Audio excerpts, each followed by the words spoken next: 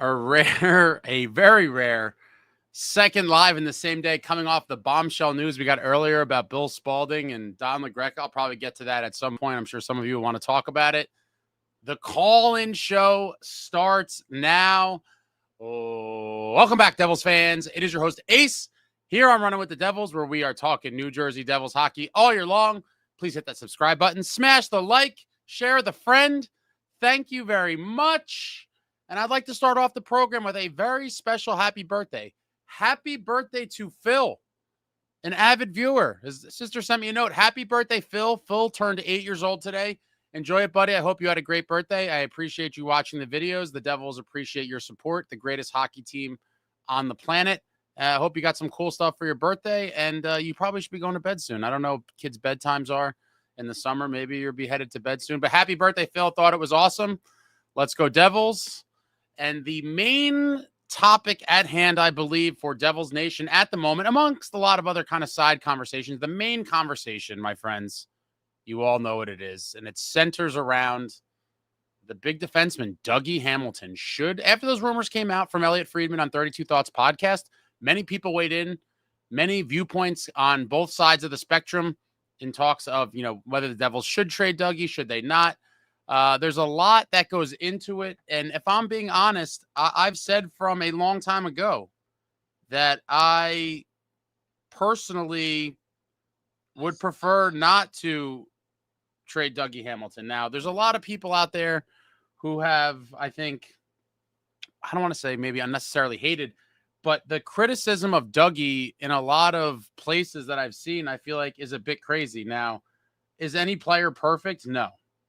Absolutely not. But in the end, in my opinion, and I don't see how you wouldn't agree with this, even if you're on team trade Dougie, is that the defense is certainly better with Dougie Hamilton in it than without.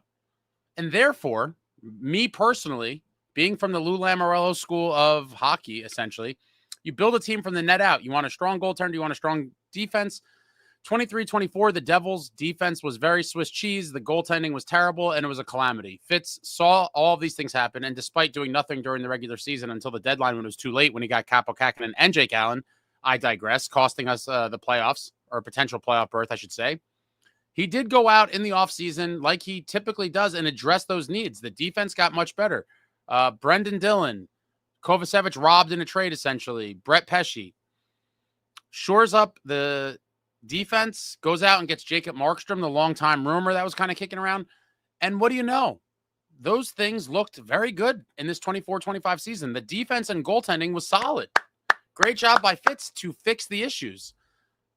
And of course, in true Devils fashion, the opposite from the year before, because in 23-24, we couldn't stop a goal, but we certainly could score a ton, but we couldn't keep the puck out of our own net. It kind of flip-flops last season. Great defense, great goaltending, can't score in a ton of games. So I understand where everyone's kind of coming from with this whole thing, but the reality is the defense is better with Dougie than without it. I do think they will feel his absence, and I think you have to keep him for one more year. Now, I'll get to, there is a scenario where I would look at the trade. You have to. I've said time and time again that anytime there's a trade on the table that makes the team truly better, I'm all for it. I'm all for it. If you sometimes, and I've said, and people brought it up and kind of tried to throw it in my face, but I've never shied away from this. Sometimes the best trades that are truly going to move a team forward are the tough ones that sting a little bit.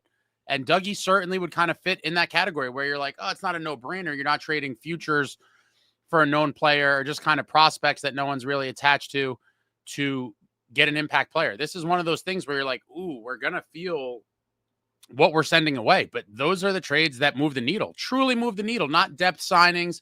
And, some of these other things you've been seeing where we're hoping on guys to, step into bigger roles and produce. No. That's not what it is. It's not what it is at all. And I think his absence would be felt. And so I understand everyone wants a top six winger. Everyone wants a third line center. It all makes sense. The offense just was problematic last year. The top six fell off of the bottom six, fell off a cliff. And in the end, I do think a lot of that has to do with the fact that we only have a top four. We all talked about that. I'm not expecting to get two top six guys and have, an amazing top six, but get a fifth. Instead of a big four, let's have a big five. At least 5 out of 6 with only one guy kind of as a reach in that last spot in the top six, I think is beneficial.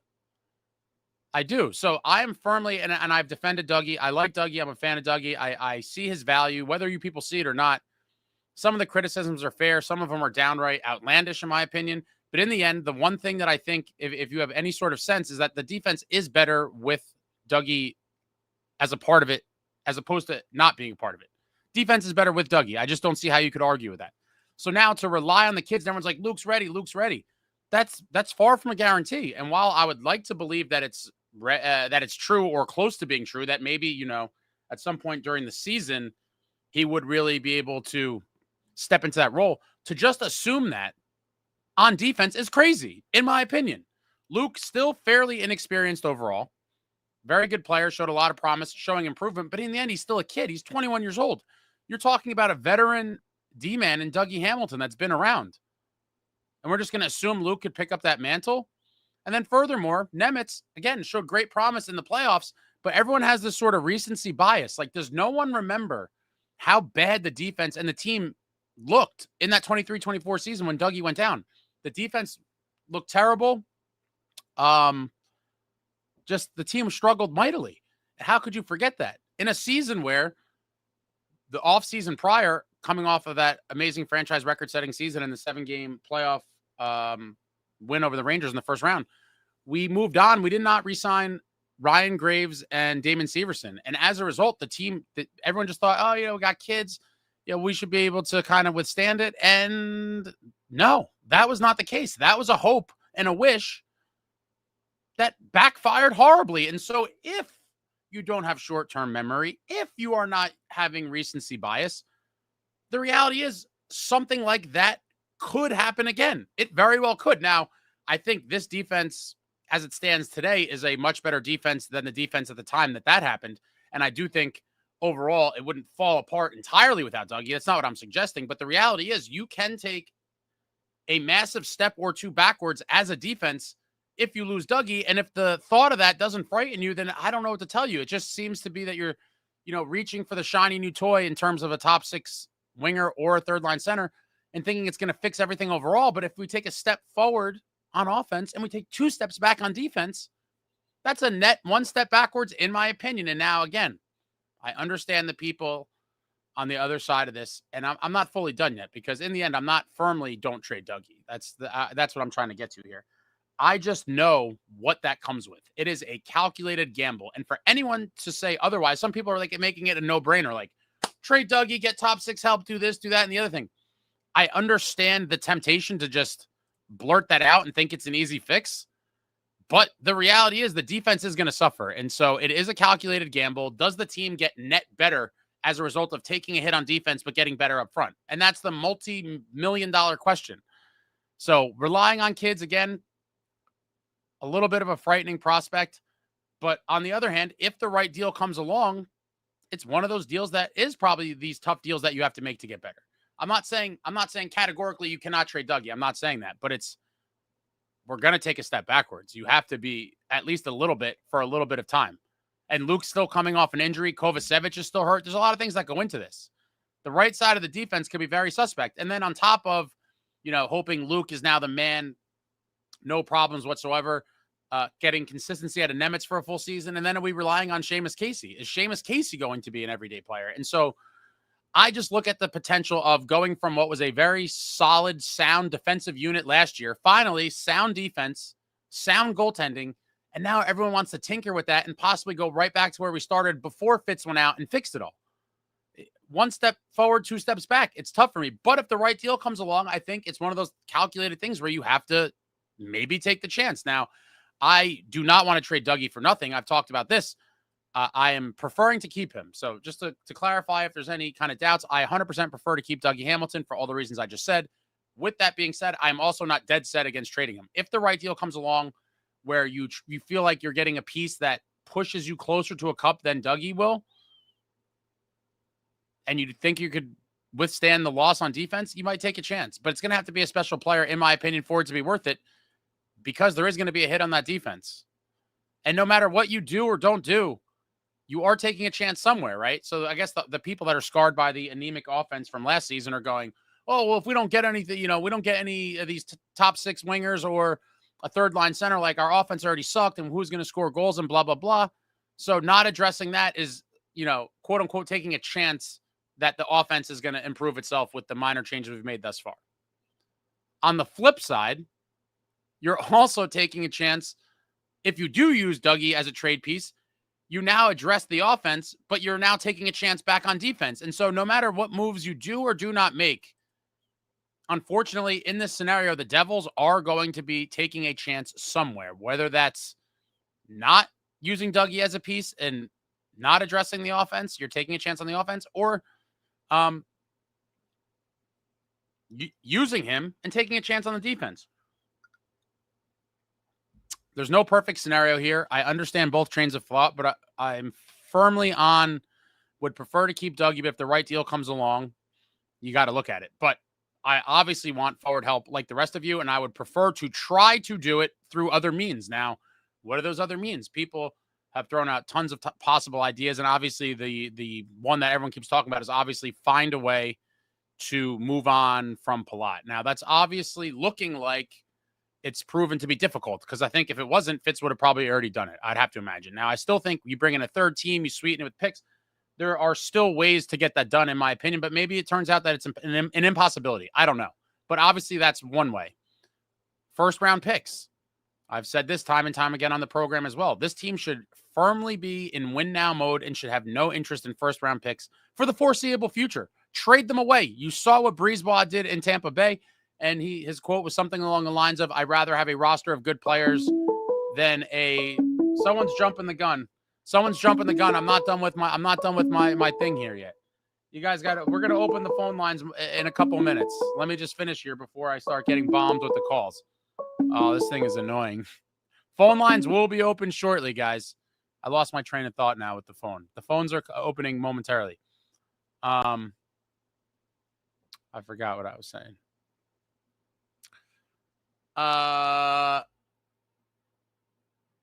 Totally got derailed. But in the end, there is no great scenario, but there are worlds where we do have pieces. Maybe they make a tough decision of trading in Nemitz or Casey. Now, I want to keep everybody, but in the end, you have to make those tough decisions. Could Dawson Mercer potentially be packaged in a deal? He certainly would have value to other teams, especially at $4 million. And again, I'm not looking to trade Mercer, but I would be investigating every possible avenue if you're Tom Fitzgerald to try to figure out what moves you can make. What are people interested in? What guys could be pried away from their team? And so you got to investigate everything. But in a world where you could somehow move off of the Palat contract, freeing up $6 million, you're talking about having some money to play with even after signing Luke. And now with that found cap space, do you possibly package Mercer and a guy like Casey, or a Mercer and a draft pick towards one of these top six wingers or third line centers, potentially? Probably more top six winger in that scenario. But can you make a package with that where you get forward help without moving Dougie? I think that's possible as well. And so there is no clear-cut answer, in my opinion. I see both sides of the argument. But if the Devils do, in fact, move on from him, I think you got to make sure you're getting something really special up front, because just to trade him for the sake of trading him, I don't think the Devils would even do it, honestly. But it would be a crime, in my opinion, because he will be missed on the blue line. But like I said, people have been on both sides of this. Some people, I am surprised actually at how, I guess, far to each side people are. Some people are just like, trade Dougie for anything. Like, I just don't understand the hate. I defended him all season. I get the injury concerns and people's complaints, but in the end, he is a vet. He does have a ridiculous wrister, even though the clapper has kind of disappeared for now. I'm a Dougie guy, but if the deal makes sense, I'm all for exploring it. I know everyone really wants to see that top six winger or the third line center, but understand it comes at a price. And that price is how much is your defense going to be able to withstand that and not feel anything? And again, with Kovacevic starting the season injured, there's a lot of question marks, a lot of question marks that, would be arisen as a result of this. And just hoping and wishing that kids are going to step in is how you get in trouble. It really is how you get in trouble. It's how the Devils got in trouble in 23-24. And we're already hoping on a lot. I've already talked about, we're hoping on bottom six guys filling top six roles and thriving. So it's just, how many hopes do you want to compound on top of each other to believe that you're going to push towards a cup. It's just too many hopes for me. And with that being said, I will now officially open the phone lines. The numbers posted on there. Call in. Anything else, Devils, you could throw out there as well. Obviously, we got the bombshell news earlier today that Bill Spalding, one way or another, has moved on from his position as Devils play-by-play announcer. And here we go. And away we go. Hello. Oh, hold on. I didn't hit something. Call from Antonino. To accept, press 1. Bang. Antonino, what's going on, my man? How are you, sir? Hey, what's up, brother? Hey, you hear me good? Yeah, I got you. I hear you real good. All right, cool. Yeah, no, I walked away from the computer, so now we're all good. So the thing with the Dougie situation, I'm on both sides of the fence here because the three cons are the $9 million cap, which we all know. He's a little bit slow on the defense situation. He's getting beat a little bit here and there, and the injuries. Those are the big three things. But I'm on the camp too with you. Like, if the trade makes sense, you bring in. Not saying it's going to be one for one, but like a Kyrie, for example, who I've been shooting all over Twitter for this motherfucker. Like, that's the guy we need. And then you could take back a third defenseman, and then we maybe throw in a pick with Dougie, something like that. Like, that's the way it has to work. Because if you just get rid of Dougie off rip, with Kovacevic out for, I don't know, let's say minimum 20 games, and then Dylan too. They're not even talking about the Dylan injury with someone here was neck in the playoffs. I remember that was like a thing people were talking about. And we're not even getting an update on what's going on with that or if he's okay or what have you, No, I totally agree. It's just interesting to me that people believe that the team would not miss Dougie like whatsoever. I mean, would you say it's a fair point? Did we lose you? I think we dropped him. Are you there? No, I'm here. Okay, no, that's something else. Yeah, you said you think it was a fair what? I'm sorry, could you cut out? I mean, would you agree that it's pretty obvious that the defense is better with Dougie than without? Right. I just think in his situation, a more of a reduced role when it comes to like the last 20 seconds of a penalty kill, stuff where it's less defensive and more offensive, like more offensive zone face-offs, like being in the offensive zone as opposed to the defensive zone, because he does get beat along the walls a little bit, and I just wish he used size a bit more. You know what I'm saying? I would love to see him kill guys. Losing a guy like him on D, that veteran guy, it's going to sting. It's not going to be an easy fix. Nemec is not going to slide in and be good as to the how do you say it, to the level of Dougie is with the veteran, and Luke as well. Even though I was a big shit on Luke guy last year, but the growth he did was phenomenal. But it's still not phenomenal enough to where you can just dump Dougie and think everything's going to be all right and not get at least a third guy defenseman back. Now I was thinking too with the Cholowski signing, he probably brought that in because if I dump Dougie, then I have that guy, which I don't think it'd be good enough. No, I agree. I think it's almost an insurance policy, as if worst case scenario, if Casey is frightening us in one way or another, we have a guy we could throw out there and not be totally exposed. But I think in the end, for Fitz, if everything went his way, I think Cholowski would not see any sort of regular NHL time. And I think he's only, hoping to count on him in the unlikely event of multiple injuries, probably. But I completely agree to move on from Dougie and then not replace him with another veteran D. I think would be a bit short-sighted, but I'm hoping he stays. But I understand why everyone, is talking about trading him. But if they do, it better be for something damn good, because it's got to be a bona fide top six at least, and then have some kind of insurance policy, not Cholowski, and at least in at least a number 5, obviously perfect world 4 defenseman. I'm not asking for them to go out a 1-2, but a 4-5. And the top 6, I think that can be done with obviously money making sense on both ends and stuff like that. Definitely. But I don't know. He said his number 1 priority is Luke, but you can't sign Luke until you dump either Dougie or Palat or even Mercer. So I don't know what he's waiting for. You don't have to be cap compliant in the summer, so he doesn't necessarily have to 10%. Do it. Yeah, but isn't that still well within? Wouldn't that he still have plenty of room, right? I think. I don't think that's. He's got what? 6'8". Yeah, and if Luke wants 8, he's way more than enough space. So that's not a real, it's not a true barrier, and he doesn't have to do it in that order. But it seems like the way he was talking, the way he was talking that like that's his kind of timeline of events, which again, like you said, Well, he also can't do two things at once. it may or may not be true. All right, so you're kind of where I'm at. Like we definitely you realize the defense will take a hit, but if we think the juice is worth the squeeze, sometimes you gotta roll the dice. No, that's exactly where I'm at. You gotta make that stinger trade, like that stinger trade, like like one of those where look at Zito, etc. You got to do it if it makes sense, but don't do it just to do it. Don't get Dougie away for a second round pick and nothing. That doesn't make any sense. No, that would be absolutely tragic. All right, man. Appreciate your call. Go ahead. Get some other people. I feel bad. I'm always calling in. Go. Appreciate it. Have a good night, man. Take care. You too, man. All right, bye. And the phone lines are back open. New Jersey Devils hockey, the Dougie Hamilton situation. What are your thoughts on it? Whatever you guys want to talk about, the number posted at the top. I apologize to whoever was calling. While we had the active caller on, it keeps beeping, so I got to hit the decline button. It's nothing personal, but let's see what we got here. Sounds like an Android ringtone.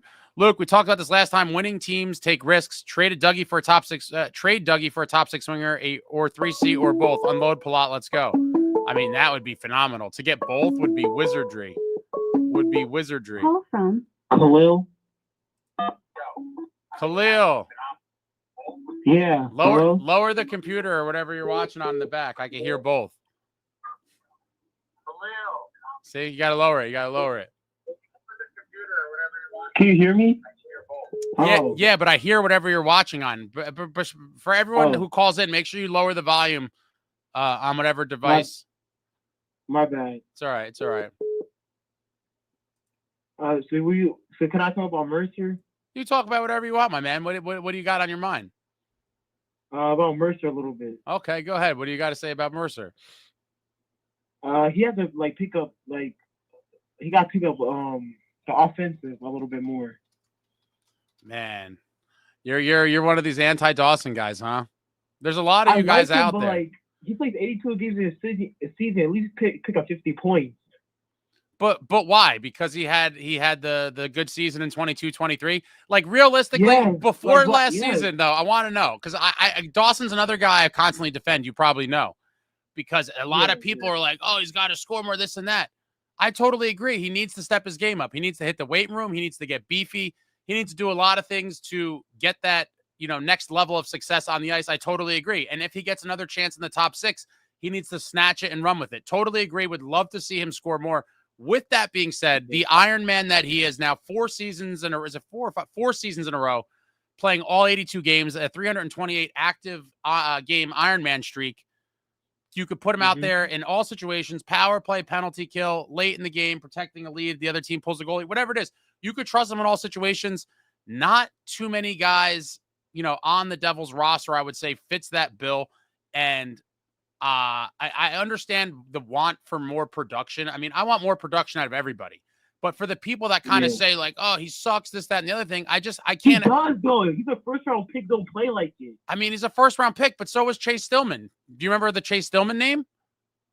Do you remember him or you lying? You full of shit. Do you remember him or not? You probably don't remember him. Yeah. I'm calling you out, dog. I'm calling you out on live, whatever you want to call us, because you never heard of him because he was a first-round pick that never played for the Devils, never played in the league. And so I understand people first round pick, but in the end, I would say for what he's become and where he was drafted in the first round, he's a pretty solid pick. It's not like the first round of the NBA where you get, some of these guys you want to go out and even NBA guys flame out, but not every first round pick is going to be this dynamic player. There's different roles in the league.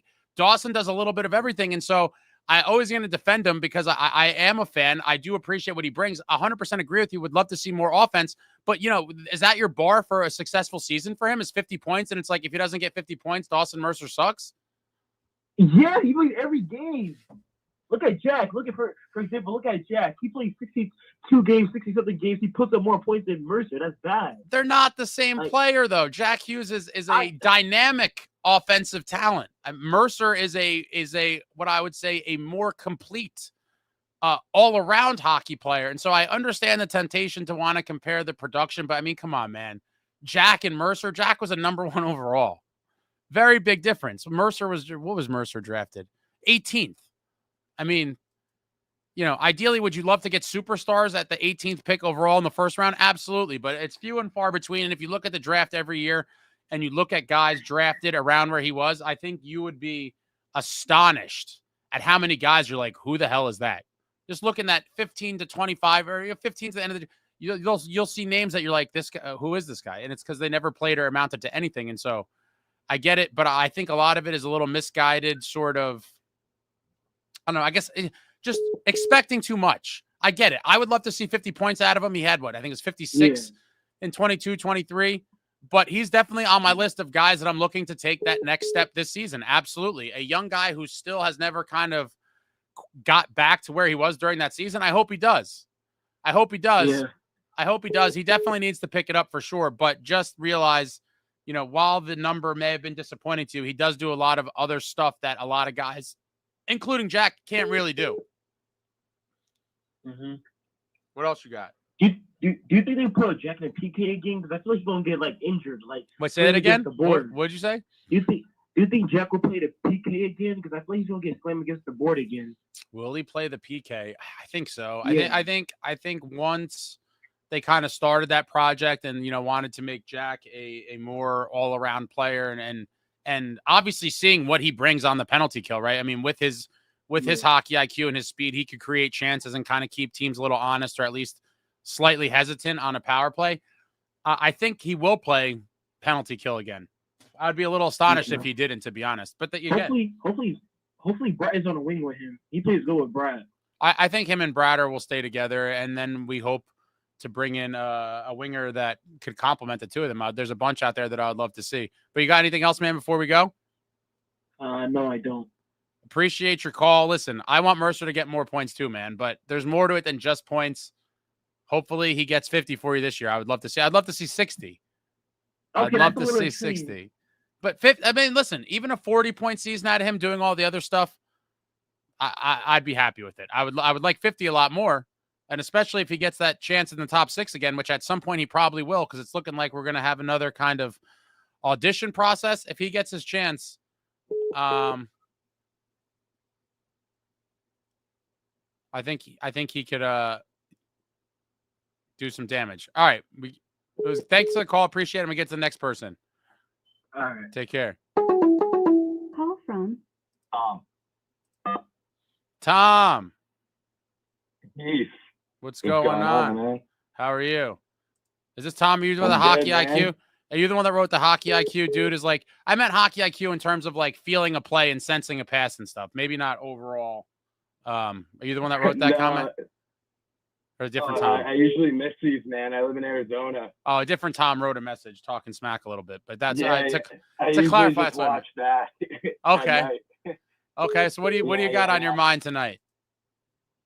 Well, I just tuned in. I just got back from work, but I heard that guy kind of poo-pooing Mercer. I didn't really like that a whole lot. Ah, man. That's what this calls in response to that. Go ahead. I didn't like it too much either. Yeah, but... I mean, it's not, and I just kind of wanted to get a hold of you to, you know, maybe even talk about some Palat movement and Dougie. But yeah, I mean, at the end of the day, Mercer's a third line player, right? Does he need more points? Absolutely. But at the end of the day, on a Stanley Cup team, I think he's a third, maybe even a fourth line center, which is fine. I mean, you're not going to hit a home run on every single, you know, first round pick. So the fact that we got one of the three that year means a lot to me, you know? No, I'll definitely take it. And I do think Mercer, I could totally see Mercer being a guy in the bottom 6 that plays a pivotal role in a cup run. Like, you need those guys. I know everyone wants, exactly, or not everyone, but a lot of people want everyone to put up like those flashy superstar numbers. And it's like, when you look at complete teams that are winning the cup, you need those Mercer types of guys. You really do. You need those Evan Rodriguez type guys that are kind of like unsung heroes when you need it, because like we saw all year, right? When our top 6 dried out, the third, fourth line weren't getting it done. Not at all. The guys like Evan Rodriguez on Florida, you know, he's making a big back check. I mean, and Mercer isn't afraid to get in the corner. Do I want to see him be a little bit meaner? But yeah, what is he, 22? Like, let's see what he's like in 25. He's 20. 23, but I completely agree. And I don't know if you caught it in the Fitzy press conference. He mentioned that the team demanded, not asked, he said demanded that he bulks up. So I'm like, okay. And like you said, a lot of it's mentality too. I think he already has that kind of dog, a little bit of that dog in him. If he can get the body to kind of match up to that, I think he definitely could be a part of, a perennial playoff contender and one of those guys that steps up in big moments in the playoffs for sure, which is why I think people started talking smack on him probably going back to last year. And so I've always defended him and I tried to explain to people, not everyone's going to be a superstar. Not everyone's going to have 60, 70 points, but guys like Mercer have a tremendous value, and you need guys like that to go on deep runs. You absolutely need. With that being said, I also realize, as I stated, I don't know if you caught the beginning of this here, that I do think he's one of the guys that if a team is not interested in anything else you possibly have to offer, whether that's picks, the looming Dougie thing, or Casey potentially, that if there is a bona fide top 6 winger out there that could really move the needle, then I think Mercer's a guy you would have to at least consider. Oh, shit. Mechanicsville 804. Shit. I hit the button. Tom, I'm so sorry. Tom, call back. Damn it. I messed up, Tom. I didn't mean to do that. Old man technology snafu. Someone kept calling and I tried to dump it. Tom, call back. Oh, wait. I might have your number here, Tom. Hold on. I might be able to call you back. Is this Tom or the person who booted him? Call from. Oh, man. Sorry about that. This freaking beep was killing me. Someone kept calling and I tried to dump them and I dumped you. Continue on. Totally good. You're totally good. Yeah, but I totally agree. I mean, if they're not going to take, Palat for future considerations, at the end of the day, we need to sign Luke. We don't have enough. When we have $6 million in cap space, I mean, we'd be blessed to get him for $8 million. So we got to move someone. And you're right. Mercer probably has the best value. I don't see us, unless you're right. Yeah. And if we get Casey or something like that, to maybe get a top 6 guy, but guess what? Then we're out a third line player, a depth player that we need. Connor Brown isn't going to fix losing Mercer. I think he'd be a good complementary piece with Mason on the third line. I think that's a pretty solid third line, right? So I just don't see where Palat kind of fits in the lineup. So we're probably just going to have to move him for nothing. And then if we really want a top 6 player, we're going to have to move Dougie. I really don't like moving Dougie either. I don't. I mean, I listen to you every night, Ace, and I 100% agree. Though 2 seasons ago, when we just had Simon and Luke in their rookie seasons, it was a nightmare out there. Nightmare. Yeah. They're way better. Terrible. They're way better now, but in the end, is it going to be a seamless transition? I'm scarred, and for good reason. 30-year-old veterans. Though. No, I agree with you. They're just not 30-year-old veterans. No, that, can put up 60 points. Listen, if we replace him with someone like Pesci, sure. But we wouldn't. We would replace him with Casey, who's going to be ripping the puck, playing the power play. He hasn't really learned the defensive side of the puck yet. So it's just not worth it, in my opinion, unless it was for Quinn 2 years early. And then Casey, or I don't know. But then we'd still need a top 6. So that's why I'm not a GM, Ace.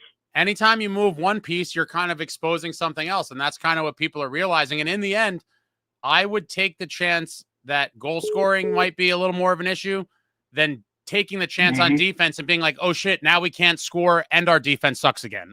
We just can't go back. It finally got fixed. It's like, at least we have Markey, but still, and Allen. But yeah, I totally agree with you.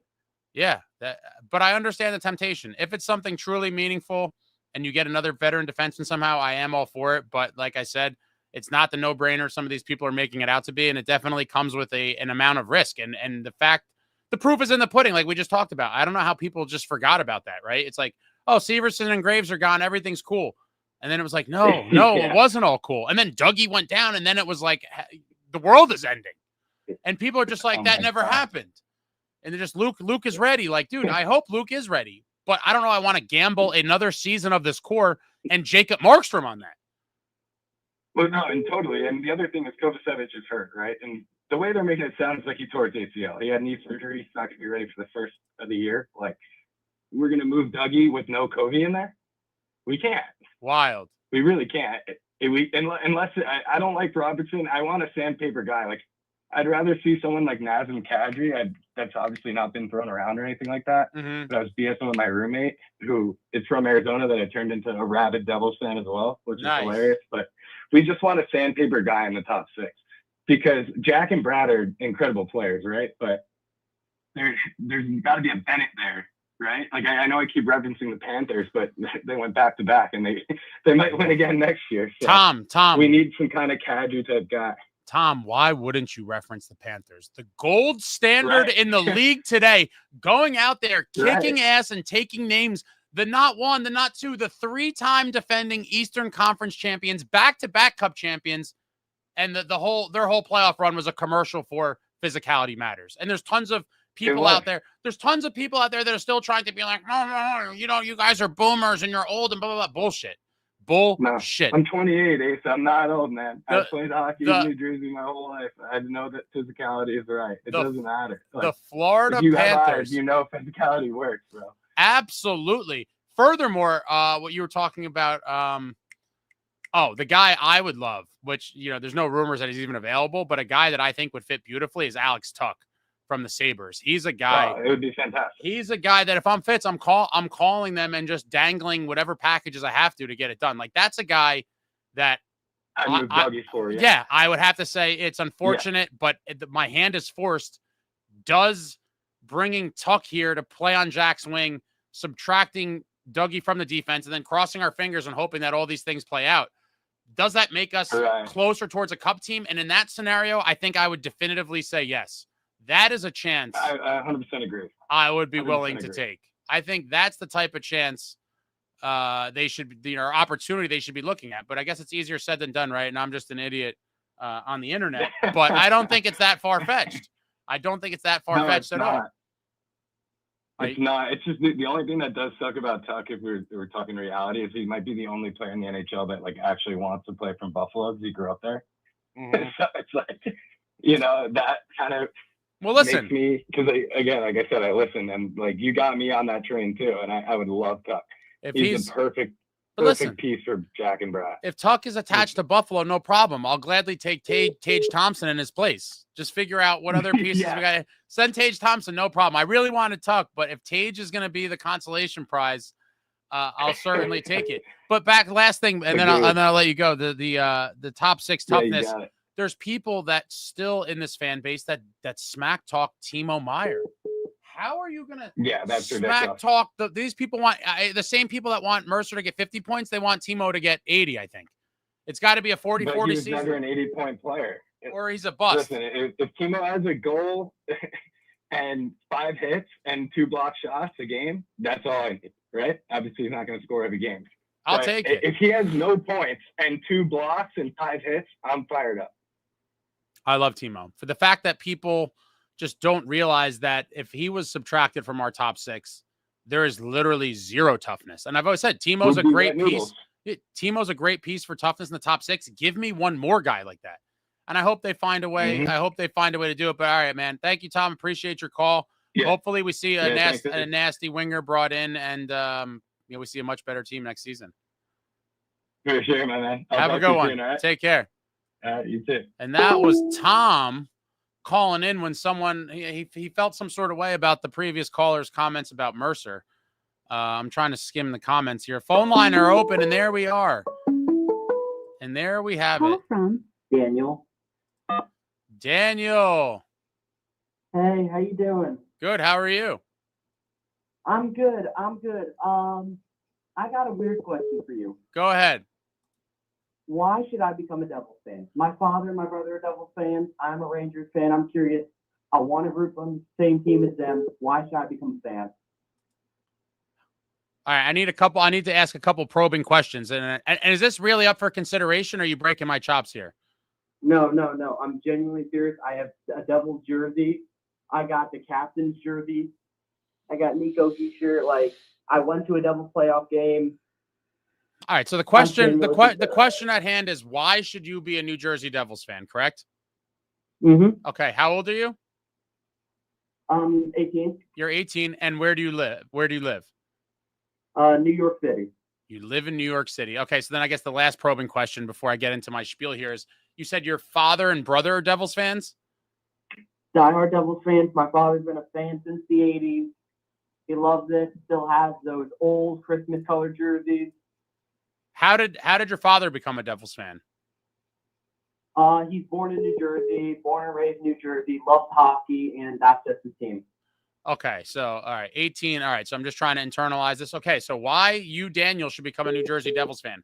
First and foremost, honor your father. Honor your father. While you may or may not have ever lived in New Jersey, your father was born in New Jersey, grew up a proud Devils fan, and would love nothing more than to pass that tradition down to his sons. And one of the sons, I think he loved it. one of the sons took him up on it. Somehow you went astray and fell victim to Broadway. However, it all stems back to Dad. Dad was a Devils fan. But then beyond that, now if we're just talking about removing you specifically from the equation, we're just looking at Devils versus Rangers. The New York Rangers have not won a single thing since 1994. That was 31 long years ago, 13 years before you were born. And their fans are super obnoxious. If you identify as a Ranger fan currently, you may or may not have come in contact with some of these obnoxious people, whether it's online, in person, or whatever. But sort of obnoxious, entitled fan base, despite not winning anything for 31 years. And the Devils, while they haven't done anything since 2003, 22 years ago, they are a once proud franchise that competed every single season, represented the people of New Jersey, 3 Stanley Cups. And now with you being 18, your age kind of lines up pretty good with a lot of the core guys, and where hopefully we see a championship. Oh God, this is gonna make me sick. But hopefully before you turn 25, I think this is the right time to finally make your father happy, do the right thing, join the family team, and root for a team that has potential. Now, I have tons of complaints about the Devils, and that's a whole nother story. But the Devils are the far superior franchise, historically speaking. And I have seen that. Do you mind if I say something? Go ahead. I went to, I think it was game 4. Yep. Last game in the Rock against the Canes, where they took some huge lead. I think we tried to take it back. We blew it. Devils fans are much better. The playoff atmosphere, I've been to both. I've seen Rangers playoff games. I've seen Devils. The atmosphere in the Rock's better. The fans are nicer. I think I'm leaning towards the Devils. I do. Plus, damn, red and black look good on me. I mean, and some people are pointing out in the chat. So let me just, wait, there was some funny ones here. Rack fan base is so bad, no culture. Rangers fans are annoying, obnoxious. It's kind of true. Phil says the Devils are the most metal team in all of sports. But this is a great point by Phil. The best logo, the best legend, and the best colors. There really is no better logo and jersey in sports than the New Jersey Devils. It is just so beautiful and perfect. So beautiful and perfect. And then Tasha points out Devils core is way better. Jack, Luke, Nico, Brader, super exciting. It really is. Cape Dweller, yeah, that's right. Honor. Quinn in a few years. It seems inevitable to me that at worst case, in 2 years when he's a free agent, July 1, 2027, I don't see any world that he's not signing on the line that is dotted and joining his brothers to become. I could definitely see that. But thank you for this. You've given me a lot to think about, and maybe I'll see you in the Rock. All right, appreciate the call. Join the right side of the Hudson River rivalry and make your father happy. Yep. You have a good one. All right, yeah, you take care. I wasn't anticipating that. Sell the Devils, sell the team to become a Devils fan. But I mean, come on, you're gonna be a Rangers fan. Rangers fan. He's jumped ship, guys. Amagi points out Devils games are 600% more affordable. That certainly makes sense. Call from Mechanicsville 804. Mechanicsville 804 in the building. How are you, ma'am or sir? Ace, what is up, buddy? What's going on? Nothing, man. Love your show. Appreciate that. Yeah, man. We've had a couple discussions this week on YouTube where we haven't seen eye to eye, but that's going to happen no matter which team you cheer for. Of course. Hey, I just wanted to touch base with you about the Dougie Hamilton trade. I think Dougie, his play is going to fall off. We trade him now when he's at his highest before the season starts. Get the best return we can get for him. I love the caller that said Nazem Kadri. I love your idea for Tucky in Buffalo. But both of those things, we got to keep our first for next round. Anybody in the chat who isn't familiar, next year's draft is so deep. The top 32 picks are all NHLers. So You we got to lost keep me. our first round You pick. lost me, bro. You lost me. You know why? Because I don't give a shit. The time to win is now. Now. And if what you're saying is true, I haven't really looked anything that far in advance. But if what you're saying is true, then that gets me excited because that should mean the first round picks are worth even more. Trade that pick. Trade that pick and get win now pieces. I am not trying to build a 2032 cup winning team. They need to try to win the cup with Jacob Markstrom. And while Nico Hischier is still a sure thing, again, 2 years left. There is no guarantee what he does beyond this contract. And I think anyone who believes it's a foregone conclusion that he's going to resign here, I think is delusional, completely delusional. We have him for 2 more years. The mindset has to be the core keeps getting older. We got Markey for at least 1 more year. I do think he's given another year at least at some point, but maybe not. But he's here for this year. The core's getting older. Markey's here. We got veteran defensemen, Pesci, Dylan. The time to win is now. Trade the damn pick and get the help we need. Put that pick towards a top 6 guy. Put it towards a third line center if it's the right guy. I don't care what it is. But you're firmly trade Dougie no matter what. Yeah, and this is where I think you and I haven't seen eye to eye speaking on YouTube this week, is that you're in the rush win now, and I get it. We want that cup. We want to go deep. But even if we are a good team, I see the smartest way to build your team is to continuously feed yourself through the draft. It's the cheapest way. You always need guys on entry-level contracts to help balance out your $8 million, $10 million, $12 million contracts. So you got to have these first-rounders continuously coming up every year. I agree that in theory, constantly restocking the cupboard is the way for to build a long-term successful franchise. However, when did you become a fan? 95 when we beat the Red Okay, Wings so you're a long-time fan. How has the asset-obsessed kind of behavior, which I do feel like to some extent the Devils have been sort of asset-obsessed in recent years, with constantly drafting with these picks, not really trading any, holding on to prospects probably too long in some cases, but being asset-obsessed and kind of really digging your feet in deep kind of to the points you just made, right?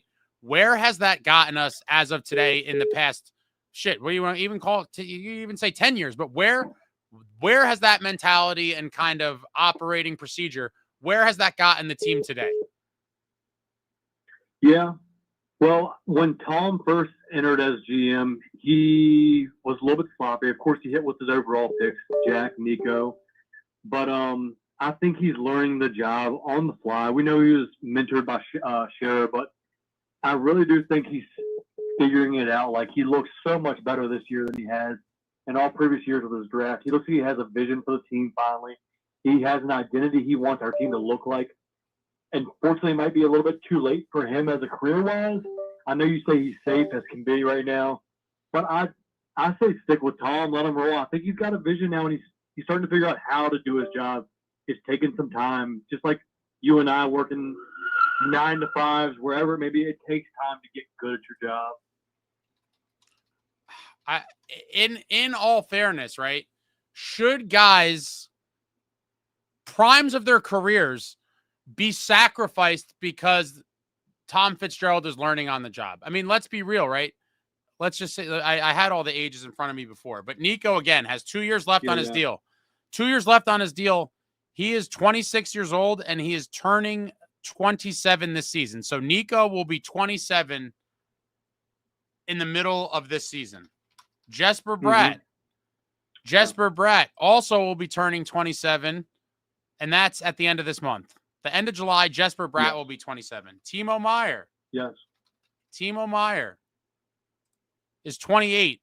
He will be turning 29 pretty much the first week of the season, October 8th. So when you're talking about guys that are rapidly rapidly approaching 30, who have now been in the league. Remember, 8 years for Nico Hischier and Bratter. 8 years. They've won a single playoff round in 7 playoff games total in 3 appearances. At what point must we say, you must push the chips in? The time to win is now. Now. These guys' careers are going by the wayside. And so maybe Fitz is getting slightly better as time goes on, but in the end, it's just not enough. The team has been stagnant at best. I would say they kind of went a step or two in reverse. A franchise record-setting season that's followed up with a playoff miss, and then the sad deadline we had last year, and then we get steamrolled in the first round by the Canes. At some point, you got to make a ballsy move. You got to push the chips in, because constantly looking towards the future is how we got here. The future is bright. I've had this joke for a couple of years now. Everyone wants to talk about how bright the future is. When are we trying to win a cup? When Yegorov is 30? When Big Mike comes from wherever he's going to come from at some point in a few years, then 5 years into his career? Like, the obsession should focus, should shift from how bright the future is to how bright this season is. Jacob Markstrom, last year of his deal. Nico, 2 years. Now, you don't have to agree with me. No one needs to agree with me about anything. But the fact remains, Bratter and Nico have been here for 8 years and have won a single damn playoff round. That is absolutely grotesque. Absolutely grotesque. Okay. But here's where, following on this, though. Just because a guy's been in the system for 8 years, only won one round, that doesn't give us a reason to be illogical with assets. We were in such a black hole for the last 10 years. We are finally swinging out of it now, and that doesn't mean let's rush it now that we're finally swinging out of it. I think the Devils will be okay this year. We might win a round in the playoffs, but really 2 years from now, the 2027 season, I think, is when our window really opens. You and I have disagreed on the internet about when the window opens, but 2027 is when the Devils' window opens. So you're saying not this season, this is 25, you're talking about 26, 27? So 26 is coming up this year. This is 26 next year. Well, The season that will start in October is going to be, when it finishes, it will be called the 26th season. And the next one will be the 27th season. So that's when that window opens. But why is that when the window opens? What is that based on? Because it takes maturation of our pick. So we were so bad for so long, we had no talent. Now our young guys, Jack. Well, I have to cut you off for a second. Maturation of the young guys. That would be 2 years from that season would be Jack Hughes' 8th season. That'd be Jack Hughes' 8th season, and that would be Nico Hischier and Jesper Bratt's 10th season. I mean, like. Okay. So Jack will be 26 at that time. Luke will be, I think, 22. I'm not mistaken. So, like, once again, it goes back to just a minute ago. Just because these guys have been in our system for so long, it doesn't mean you rush it. Because we were so bad for so long. These guys, so Bratt, Nico, they played they played for a terrible Devils team for the first 5 seasons of their life, of their NHL career. So they've only been in a good team since 2 years ago with Lindy and Andrew Burnett at the helm. That's the first time we were good. So now we're in our 3rd season of being competitive. I don't think we're not better than Tampa, Carolina, Toronto, and Florida Panthers in the East. We witnessed that this year watching playoff hockey. We're not better than those teams yet. We won't be better this season than them, but we can hope to win 2 rounds. I mean, we'll win 1 round. Let's hope to win 2. But next season, the 27th season, that's the time when we start to get it going.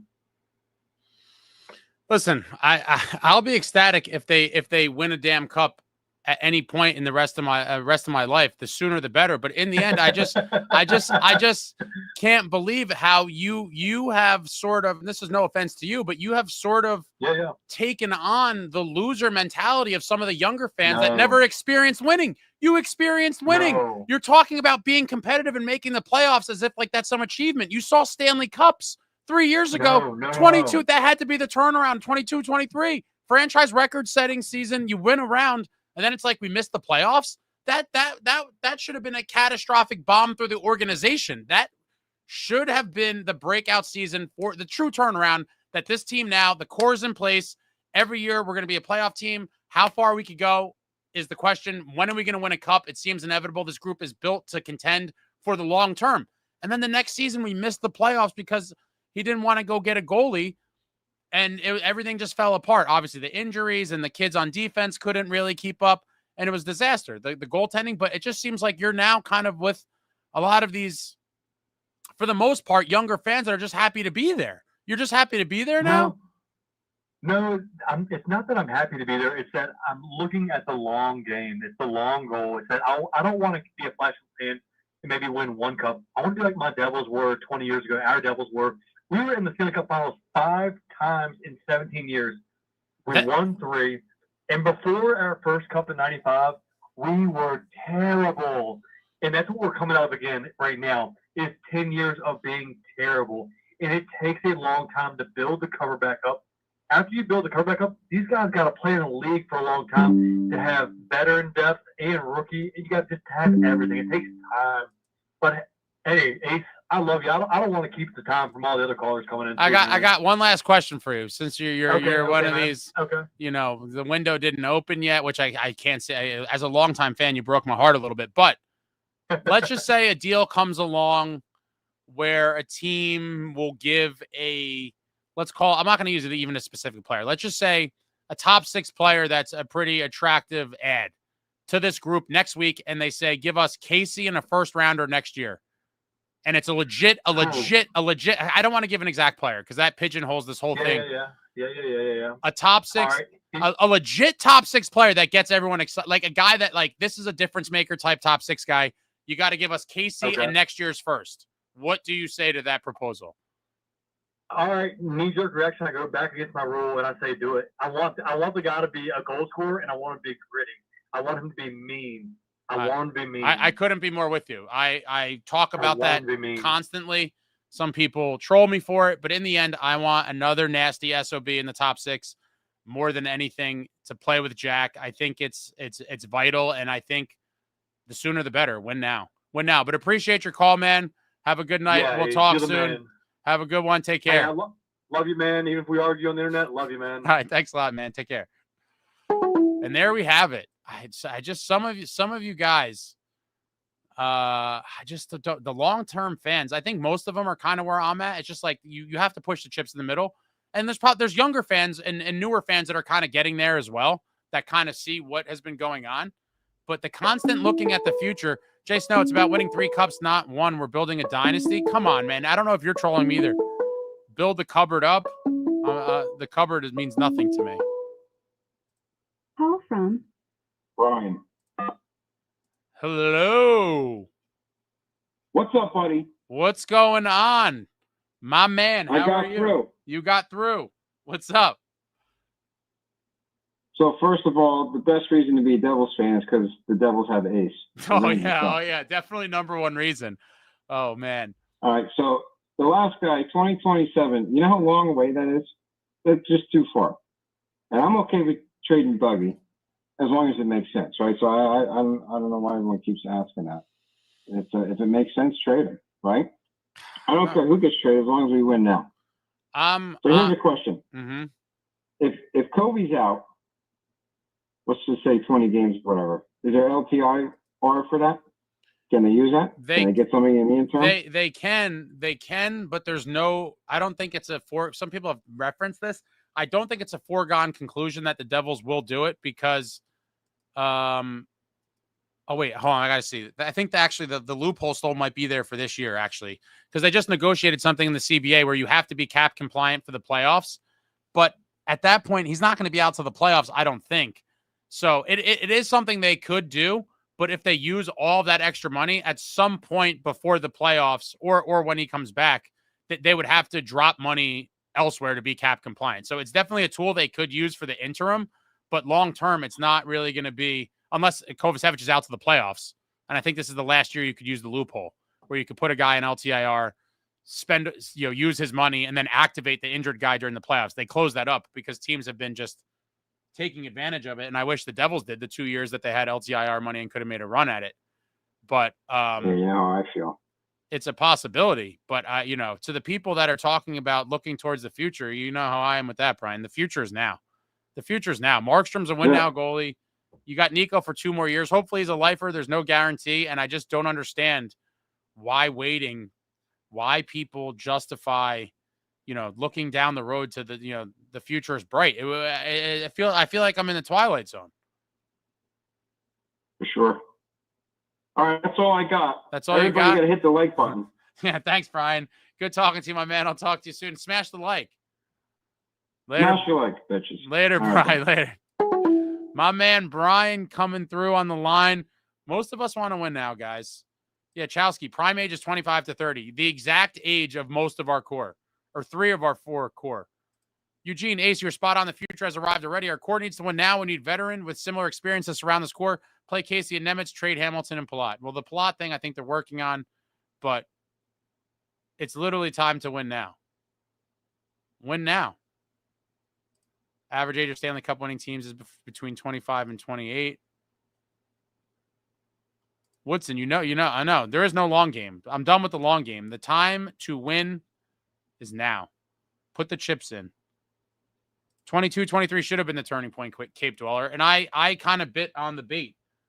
I took the bait. I thought that it was the turning point. I'm like, we finally arrived. There's no more nonsense.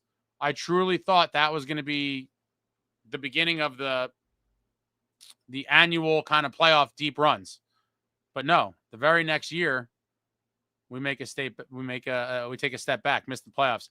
Michael S., the next t-shirt, the New Jersey Devils, the future is bright, build the cupboard up. Absolutely not. Absolutely not. Amagi said, Panthers went from beating the record-setting Bruins in the wild card to 3 Stanley Cup appearances in a row. No reason for Devils fans to sit around waiting for so long. No. We have guys in their primes. The time to win is right now. Right now. Just trying to scan some of your comments here.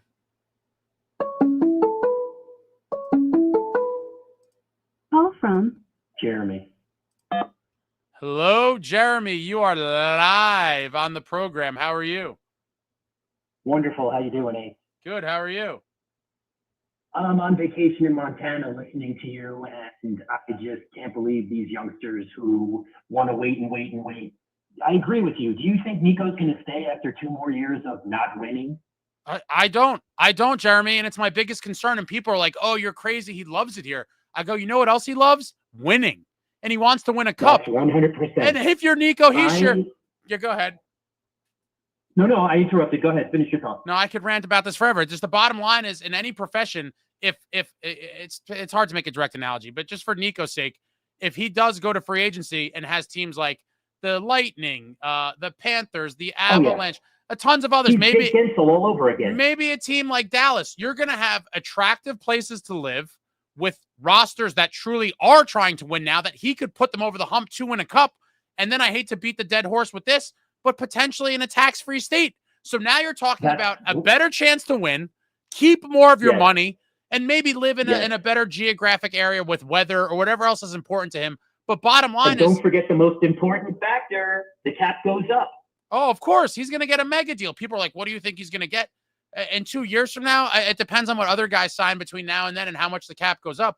But I think it'll firmly be in that $12 to $14 million range easily on a long-term deal. Yes. And so when you You're look 100% correct. And when you look at the no state tax, that's a huge advantage in that scenario too.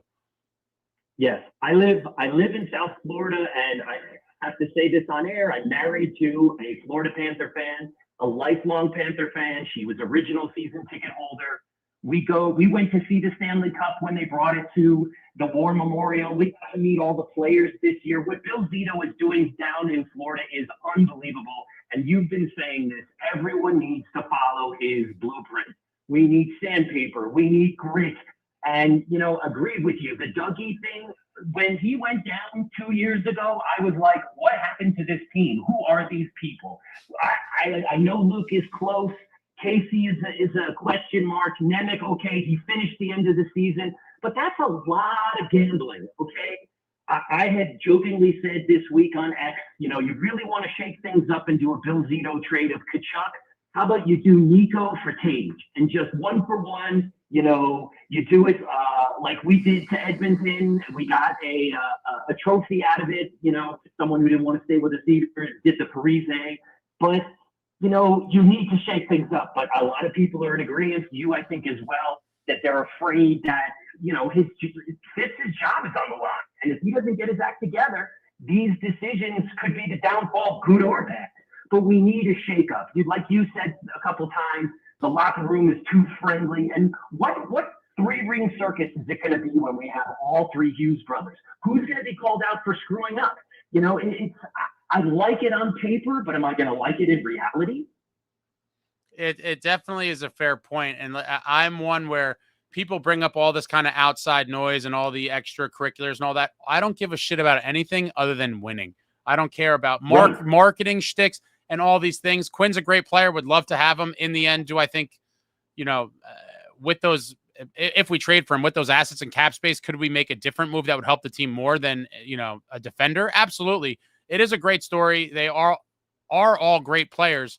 But to your point about Zito, I mean, for the people that just don't, like, if you have eyes, that what that guy has done, if Bill Zito left the game of hockey tomorrow, I think the waiting period is either 4 or 5 years.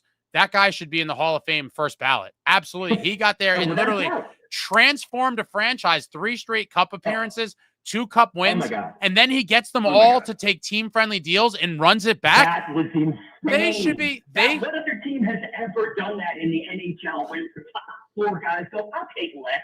It's cool. Don't worry about it. And it makes me even, you know, obviously I'm a Devils fan, root for them, but just in terms of respecting the hell out of what he's built there, the fact that they had the on-ice success and that he did in fact build a true family. These guys, if you saw the videos, you know, whether it was the games, the scrums they stuck together, all the off-ice shit, the interviews, the cup celebrations. Firsthand, Kachuk get in his golf cart and drive away to his house. How much better is that? The War Memorial is around the corner from where 5 of these guys live. Barkov lives in my town. Like, these guys love it. But go back 20 years ago when no one would come here and they were the dregs of society. No one wanted to play here. I went to go see them in 2012. I bought a downstairs ticket for Game 7 against the Panthers, which we won double overtime, and it was $50. In New Jersey, in New York, it would have been at least $1,000 to $2,000. And now all of a sudden people are interested and everyone's like, oh, it's a tax-free state, it's this and that. No, you said it perfectly. It's a family. You get Brad Marchand, of all people, to buy into this, you've got something going.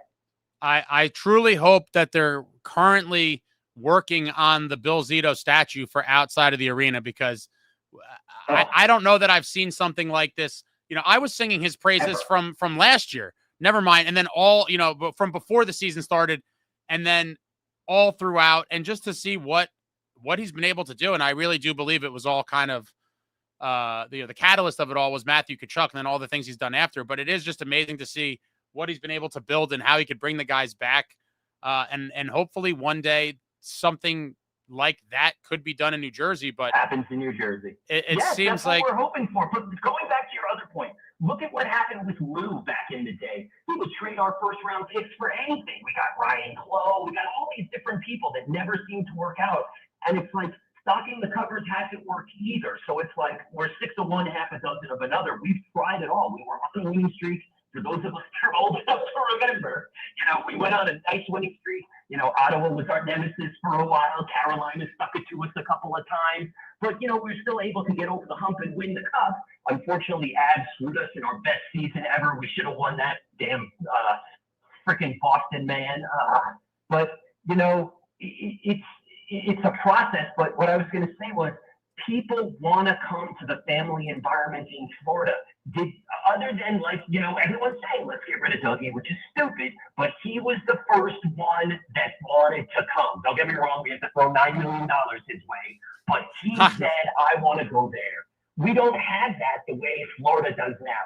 Now they're attracting these low-end guys. I mean, crap, they won the cup with 4 former New Jersey flunkies that couldn't make it on the 4th line, and now they're all Stanley Cup champions.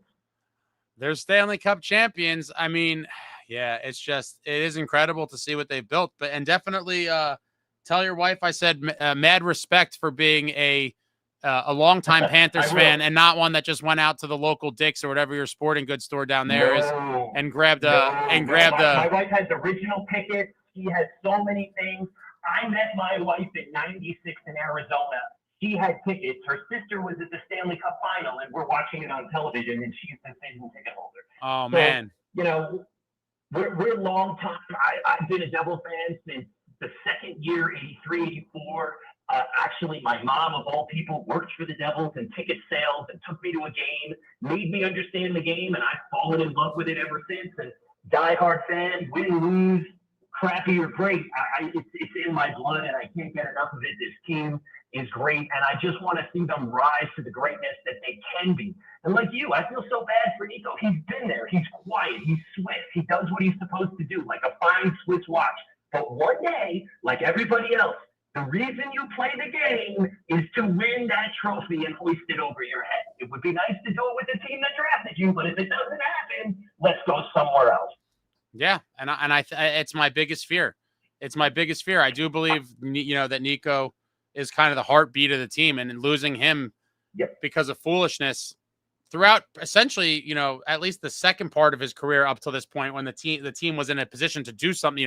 In the beginning, those years, there was not much that could be done, and it was just part of the process. No, they sucked. They were so bad. Yeah, but for the past few seasons on, I mean, you're talking about if the right levers weren't flipped. I mean, players aren't dumb. Players see what happens and what doesn't happen, and I'm sure not spending LTIR money when other teams are can't wait to spend every cent of it to exploit the cap thing for the playoffs. I was just about to bring that up. I have asked this question to many high-end people, and they keep telling me the same thing, that it's ownership. They say you can spend to the ceiling, but they won't go over. Remember, they own a basketball team, a football team, a hockey team. They're in it to make money. They're not in it because they're fans.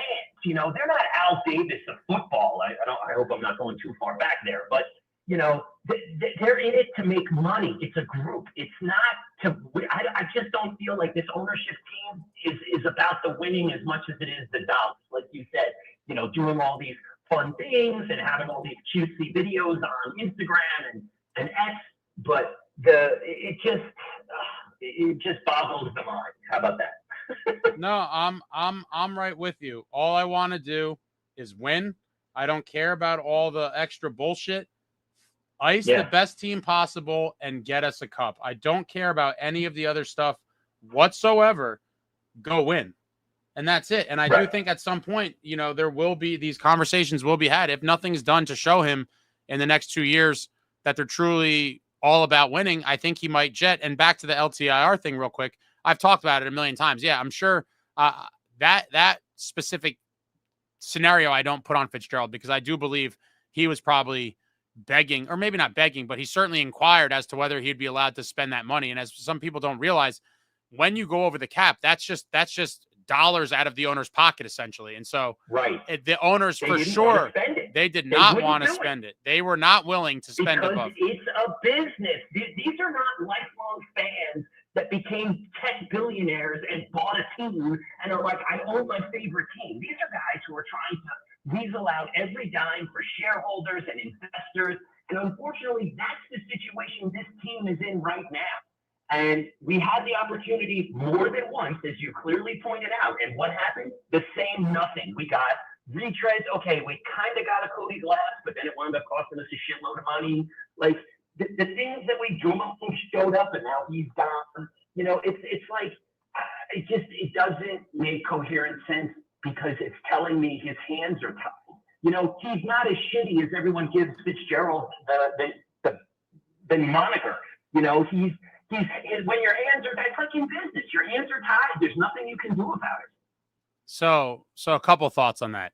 Not spending the LTIR money really is it's a crime, because I think I forget what it was, but it was like 5 out of the past 7 cup champs or something all spent LTIR money and were over the cap in the playoffs or something like that. That was kind of like the straw that broke the camel's back, that made them close the loophole. They got rid of it. Right. But yeah, it's a clear advantage, and teams that really want to win exploit it. The Devils did not do it twice, but to the point of, I'm not going to use that though as any sort of solace or anything to let Fitzgerald off, because while that is not an ideal scenario to be in with owners that won't spend that money, it doesn't excuse any of the other things that I would have issue with him, which, like, bad drafting, complete reluctance to make meaningful moves in season to address needs, and only Waiting kind to of the last minute didn't really manage to turn out to anything. Right. Not potentially being somewhat more aggressive in a true win now window and pushing your chips in. So there's a lot of things that I do kind of have as complaints about him that have nothing to do with the LTIR money. And so I'm not going to let that kind of serve as an excuse for him, because I do think even being, with the leeway of being a cap team, that is more than enough to do much better than what we've seen in his tenure. But again, we're back to the same position of, as friendly as he makes it, do people really want to play in New Jersey? I'm not bashing New Jersey. I was born in New Jersey. I love New Jersey. I wear New Jersey on my heart sleeves. I'll tell anyone who will listen I'm from New Jersey. But is it really that place unless we always have to do the same thing, Ace? We have to overpay to get people to come. Dougie is the current example of that. Was he worth $9 million 3 years ago? Yes. That's the point I wanted to bring up. Did you notice that Dougie has been traded every time in year 3? Calgary, year 3. Carolina, year 3. New Jersey, year 3. It just seems like that's the Dougie trend. There might be something to that, but the thing I'm more kind of intrigued by what you said is in terms of luring people here. I do think that part of maybe guys' hesitation to come here is all the shit we were just talking about.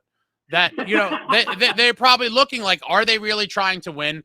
They've had Nico Hischier, Bratter, and from afar they look and say, they're close, but are they as close as one of these other teams? And so I will say, in the defense of all of this, I don't think the Devils are necessarily an unattractive destination, but when you're going up against other teams in the process that have a better track record of winning, may have a state tax or no state tax income as an advantage, your back is up against the wall and you're an underdog in a lot of these kind of decisions for guys. And so free agency maybe is not the way. But again, there is a trade market where in a lot of cases, guys don't have a say. And a lot of guys will learn to like it here. But I think in terms of really attracting guys here and really wanting it to be this destination that Fitz tries to hype up that doesn't exist, in his mind it does. We're building something and people want to be a part of it. Nothing promotes your team better than winning. Period. Win. Win. Go out there and push towards a cup and make moves to try to win, and other winners will want to be a part of it. For sure. One last question. Yeah. Why does Ace believe that we, as the New Jersey Devils, who originally called the Mickey Mouse organization by one Wayne Gretzky, that we do not have a dumping ground? How the hell does Drury in New York just use Anaheim as his AHL farm team to take these ridiculous contracts? And the best we could do was get rid of Holla. Like, why don't we have that team and we never have? What is your opinion on that? I wish we did have a team, right, that you could just jettison these unsightly contracts off to the moon. People have speculated that Verbeek, he's beholden to MSG Corporation in some way, and that he's looking to do the Rangers a favor. Now, it could be a crazy conspiracy. It could be a conspiracy theory, but there may be some truth to it. Maybe, one hand washes the others. Wasn't he a New Jersey Devils draft? Yeah. But he was a long-time Ranger, and I think in the end, money kind of, money changes everything. Yeah. We just don't have that club that will just go, okay. I mean, I was thrilled that we got rid of Holland's money. That's great. But if we were to have gotten rid of Pally, it would have already happened. Somebody would have stepped up to the plate. I hope I'm wrong. I hope in the next couple of weeks, months before training camp, someone goes, okay, we need to fill this spot with this guy. But, do you see it happening? At this point, I don't. I don't know. I mean, I think I never thought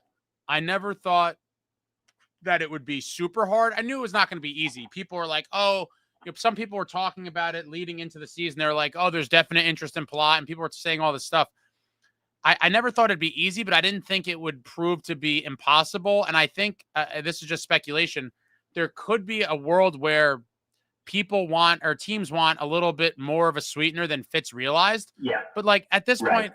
point, I hate to say it, and again, I don't give a shit about draft picks. If you have to give Do it. if you have to give multiple picks to clear the money, just do it. Do it, and life goes on. It's Look not at- ideal, but it's also not Did you see ideal. what happened? Did you see what happened with Coyle and Wood? They wanted to dump $2.5 million salary of Wood for the next 4 years, so they had to get rid of Charlie Coyle. Like, these are decisions you have to make. And this is what the Avs just did to get rid of a crappy contract. But yet, we can't seem to do that. We can't, again, yeah, like you said earlier to the other guy, the draft is so great, then that draft capital should be worth even more. Here, take this, just get this thing, because you want win now. Those are the decisions that need to be made to win. You take this, all right, whatever. But, okay. So it was kind of like when we traded Schneider, and it turned out to be who for Vancouver? Who did Vancouver pick in the Schneider trade? Having a brain fart. So am I. What's his name? Was it? Didn't he just resign? Was it Nikushkin? No. Blonde guy. Let me see. Total brain fart for both of us. But anyway, if it turns out to be that, what does it matter? We fuck up the draft every year. Mercer was like the best pick beyond. I mean, we screwed up Holtz, which we never should have taken in the first place. Bo Horvat. We passed over. Bo Horvat. I'm sorry, Bo Horvat. That's it, Bo Horvat. Very good. Yeah, I looked it up. So, like, our drafting hasn't been that great anyway. So give it to somebody else to pick a better person, and then at least we can cash in right now and hopefully make it to the promised land. At this point, I hate to say this out loud, but like, I'd be happy going to the Stanley Cup final, win or lose. I just want to be there. It's been too fucking long since we've watched our team play in the Stanley Cup final. 2012 is a long time ago. I would be ecstatic just to get to the cup, obviously, but the real goal is to win the damn thing. But Of course, we gotta get there first and learn how to win. And I don't know if these guys know that. You can keep bringing in all of these retreads for $1 million who've been to the Stanley Cup Finals, but they're playing on teams with Stanley Cup Final people. Like, Dallas is good. Are we at Dallas yet? I'm not trying to shit on the Devils, but are we at the level of even Dallas? Don't get me wrong. They fired Chucky for calling out the freaking, I call him Chucky, for calling out the goaltender Ottinger, and then he got fired. So, like, I don't know. I just think we're in this kind of like limbo area where we just can't seem to get better. We don't get shittier, thank God, but we just can't seem to get over that hump of better to, okay, third round, conference final win, Stanley Cup at least, but we're in no position to beat the Florida Panthers. I've been watching them begrudgingly for decades, and they're finally really good. Like you said, that's the benchmark. Until we reach that benchmark, it's going to be the same middling first, maybe second round losses. Like, after we won the cup, where it was kind of like meander. Okay, better now, let's go do it.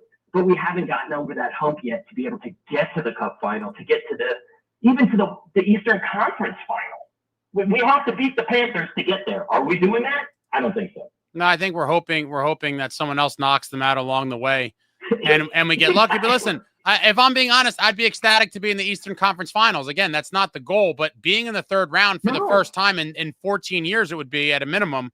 14 years if it happens this season. That would feel phenomenal. All right, let me run, man. There's people calling in. I appreciate your call. No, go ahead. I hope.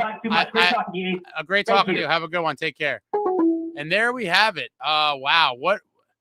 Yeah, I just want to win, guys. I don't want to complain about shit. I don't want to constantly be complaining. And I know it probably comes across like that a lot, but I just want excellence. I grew up on excellence. Oh, man, my man Joe Cade for the Monster Super. Thank you very much. Simulcast streaming. Well done. I don't know exactly what that means.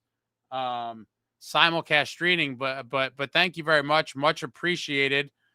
And let me see what else people. Bettman lives in NJ. I just learned this like a month ago. Mind blown.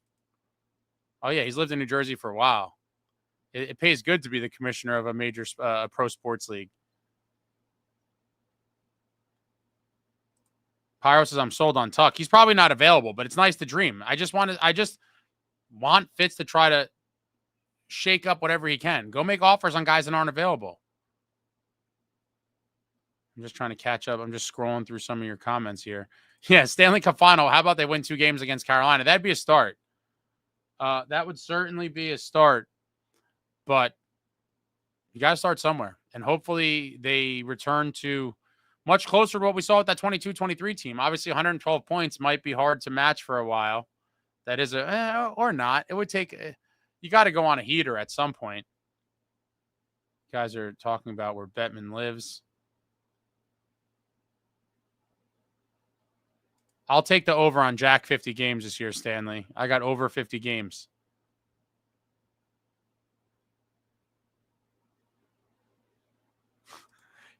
Sorry about the language, Phil. Happy 8th birthday. Phil got to be sleeping by now. Four Nations was a beautiful tournament, wasn't it, Beachmaster? Oh, man. What a gritty tournament. I was at the final. And unfortunately, USA came up short. Bennington came up huge and robbed Austin Matthews a couple times in overtime. That was crazy. Phone line is open if anyone wants to call in. The phone line, it's posted at the top. Actually, I'm going to take a quick break real quick. Your boy drinks a lot of water throughout the day. Back in 2 minutes. Back in 2 minutes. We're back to the phone lines talking New Jersey Devils hockey. Be right back.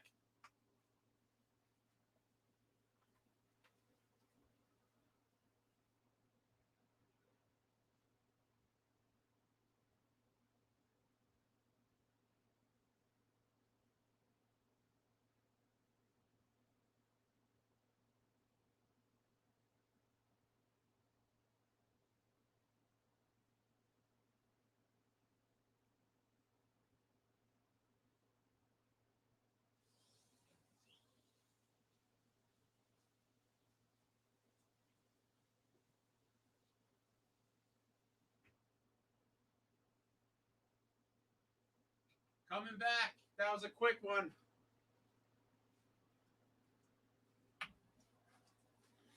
Grab some refreshments. The phone lines are open. Number is posted at the top for you to call in. Got some seltzers here. Got to stay hydrated. I'm going to start off with a cucumber mint. This stream brought to you by the good folks at this lighting is terrible. I'm never good at this. Good and Gather, cucumber mint. Tonight, I'm not going to put alcohol in it. Trying to be a little bit better in the summertime and not consume as much alcohol. But I'll be back to win or lose, we booze before we know it. It's only a matter of time, kids. We got about 3 months until the puck drops. Scroll in your comments here. Let's see what you guys are talking about. Phone lines are open. Number at the top. Call from Rooney. Hello. I didn't catch the name on the intro. What is your name, caller? Rooney. Rooney? Brody. Rudy? Brody. Bruni? I'm sorry. I can't hear too good. I got hung up on. I couldn't hear them. I apologize to the caller. I couldn't understand what you were saying.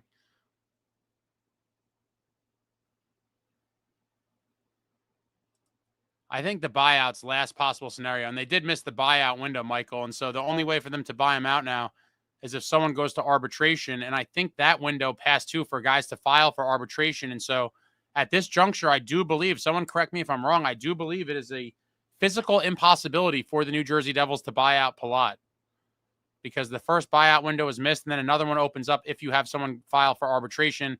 And we had one, maybe two guys that could have filed, and all the guys that filed across the league. The list came out the other day, and there was no Devils on it. And so John Fay, Ace is stocking up for booze this season. Yeah, 3 months is brutal, right, Tasha? Phone lines are open for your calls. We're talking Devils hockey, 973-370-5285. I'm looking into getting an interesting number as the studio hotline. I haven't figured out what I want it to be yet. I got some ideas.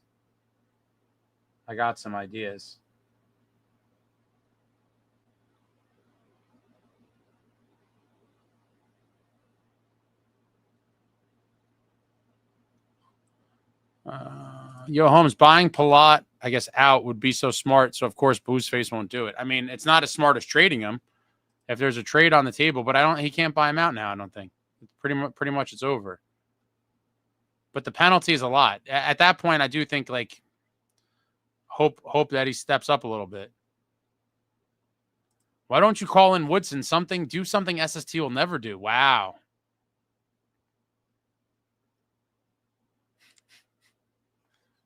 Brody?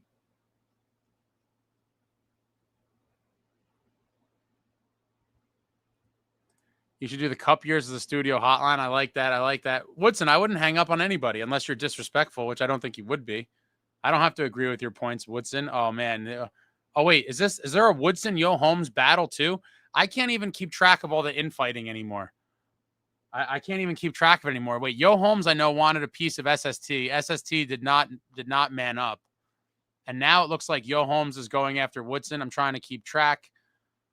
John Faces, Brandon Thomas, aren't you watching this on YouTube? I'm also experimenting with something for the first time. Shout out to those of you watching on X. I decided after talking to some of my friends, and I'm not a huge X guy. I don't really love X as a whole, but there is a lot of great stuff on there. And people were like, oh, he was like, I don't like to watch YouTube videos. I watch stuff on X. Convinced me. And so we are now also streaming on X. So shout out to those of you on X. You can comment on YouTube. That functionality does not exist on X, I believe. But the phone lines are open for your calls. Number pinned.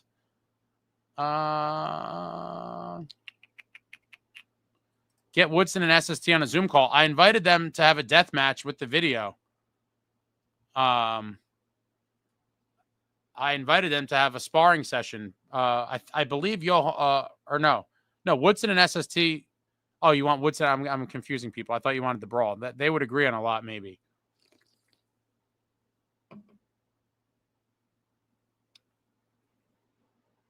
Husky and Chain says, my mom says not to talk to strangers on the internet. Danger. Jeter Toker, more grit and scrap in the comment section than on the Prue Center ice. It could be. Yo Holmes says, Woodson is consistently erroneous. Pyro says, X is psychotic. Amagi, what's up, my man? I've got a question for you, Ace. A lot of fans are really bummed to see Dumoulin go. Would you take him over Dylan, as a lot of fans seem to wish? No. I love Dilly. Dilly's a heart and soul guy. Dumoulin played great for the Devils in the playoffs, and in a world where we had a ton of cap space, I certainly would have loved to see him brought back, but it just was not in the budget, unfortunately. But Dylan is a heart and soul guy. I think he is one of the true leaders of the locker room. He's never shied away from the rough stuff. He sticks up for his teammates. He throws the body. I love Dylan. Throwback player. And for those that know me, he's just Dilly. I love me some Dilly. What's up, Bobby? What's up, Ace? Just tuning in. What's going on? Just got off of work. What's going on?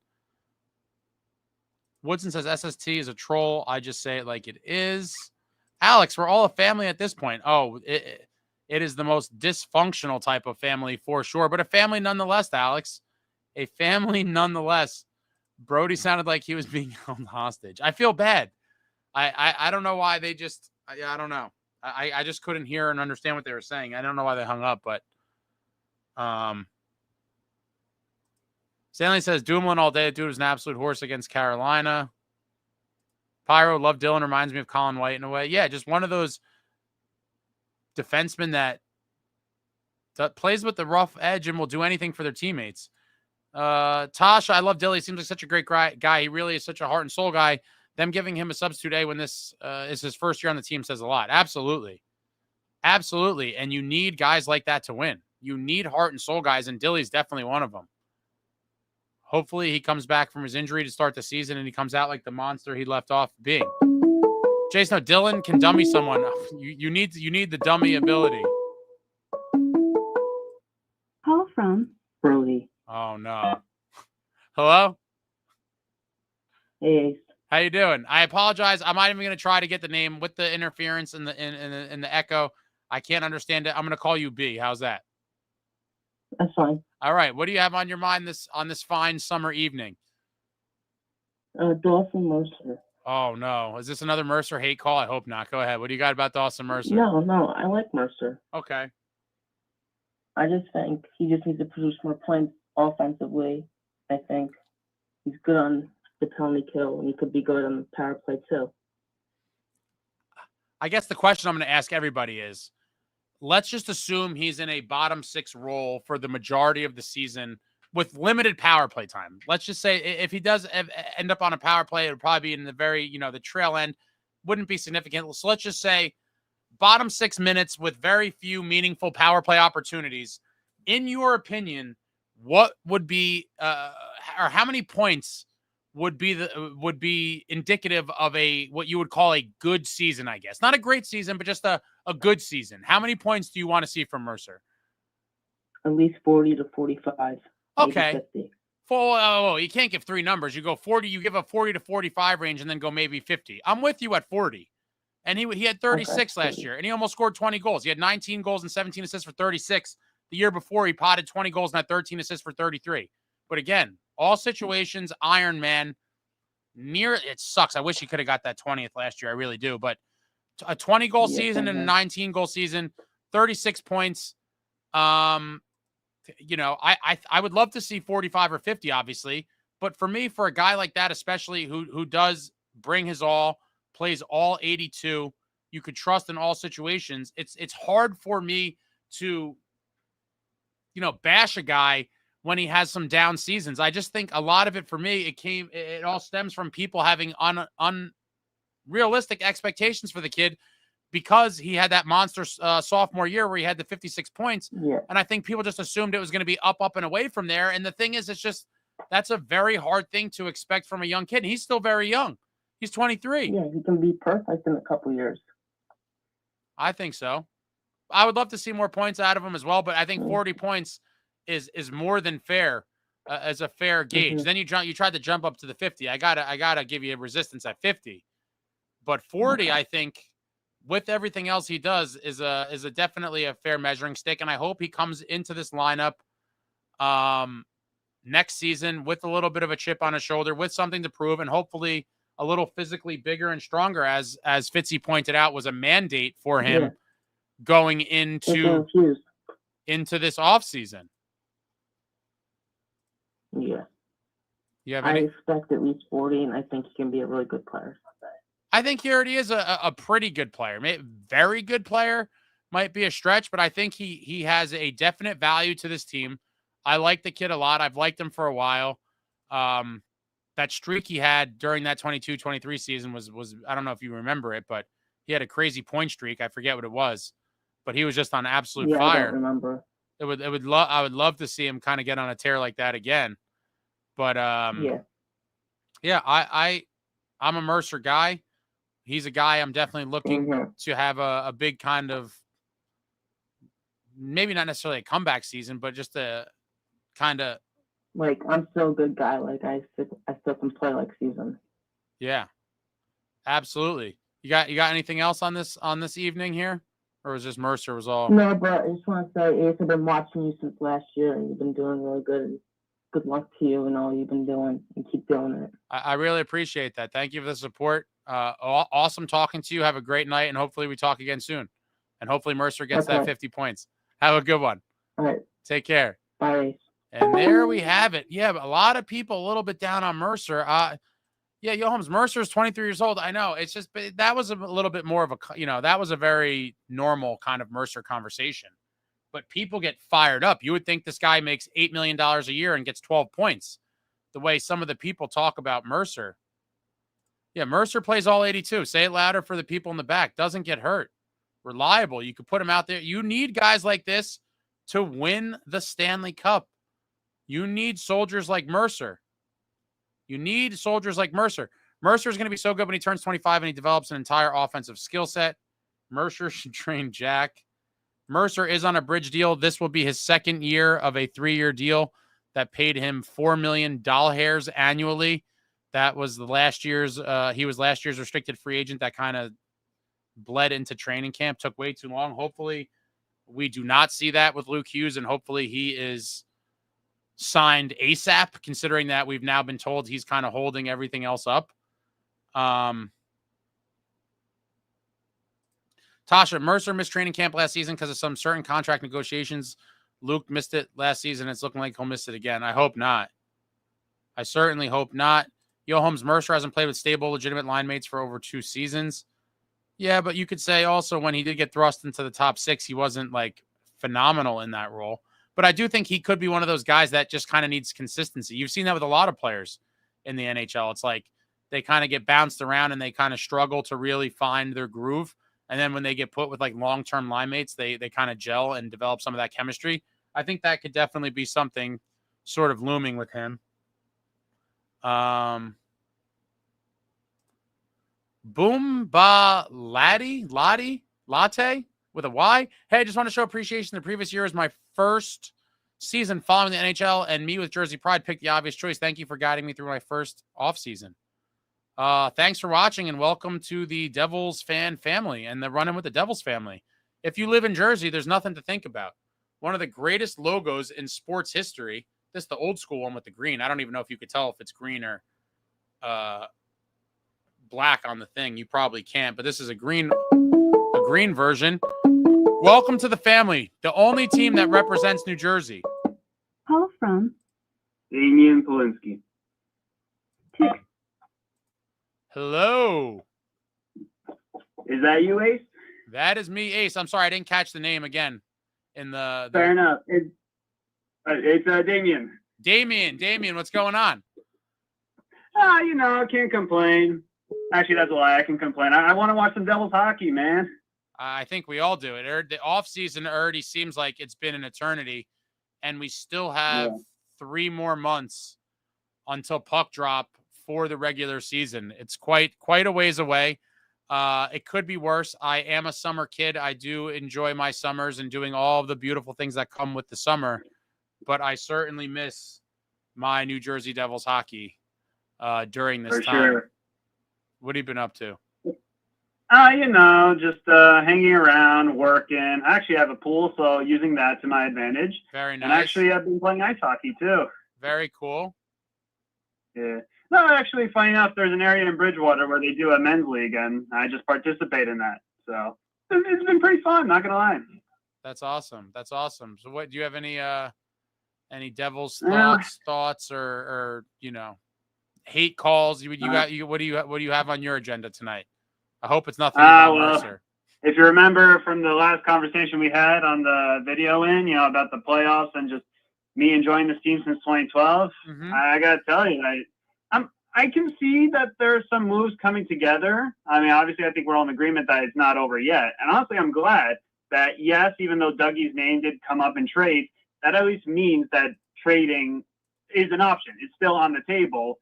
And potentially we could either trade Mercer, trade Palat, or trade really anybody that is available to be traded, and we can still get a decent player out of it.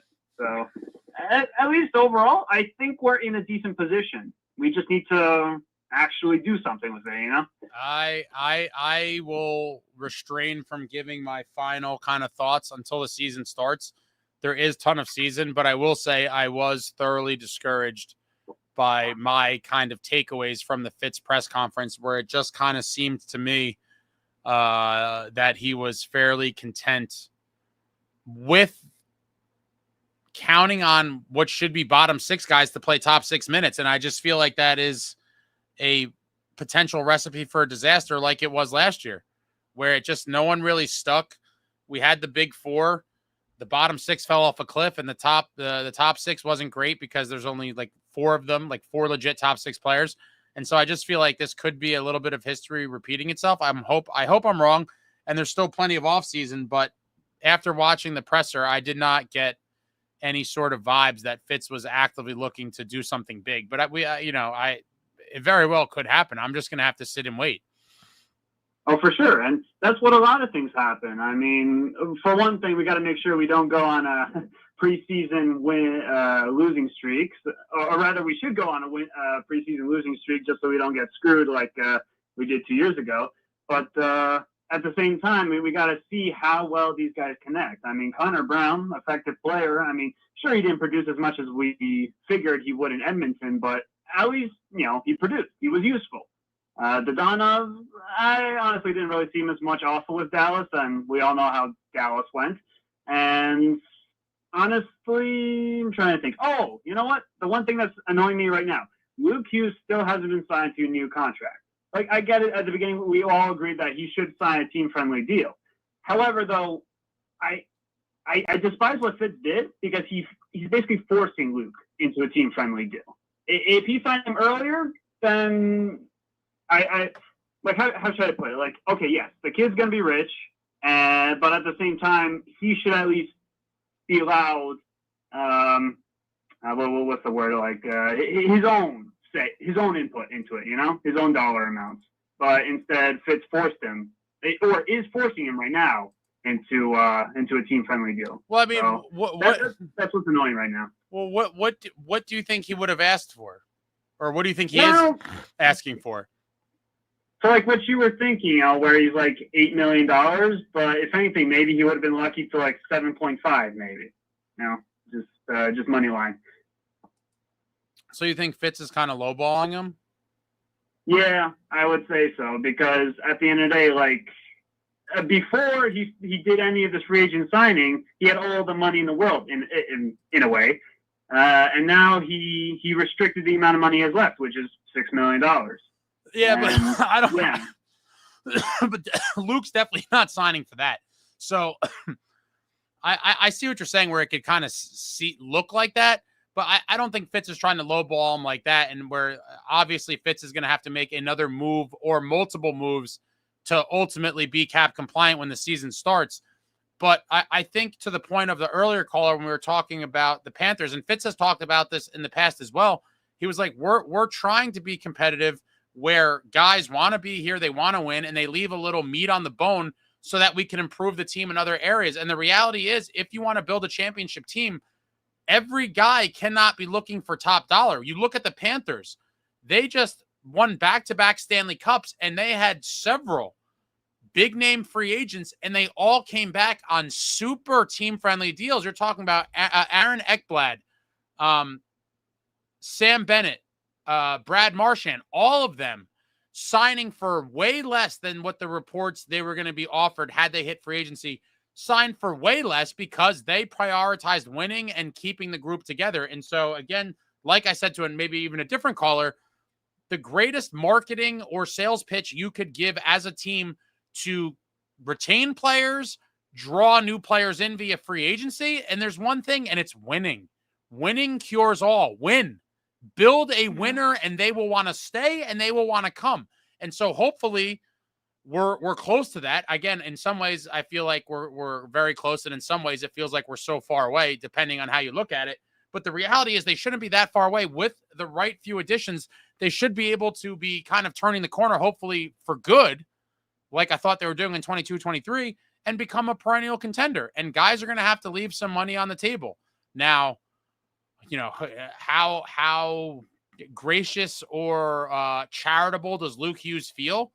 I guess we will find out very soon, or whenever this deal is announced. We will find out just how team-friendly Luke wanted to be. But I do believe that anything under even $9 million, even at $9 million, I would say, on a long-term deal is still Luke being somewhat team-friendly, because in the end, if he continues to develop the way most of us think he will, continue to improve, maybe put up a little more points, and with the cap going up and like crazy, in a few years from now, Luke Hughes could very easily be a $12 million player.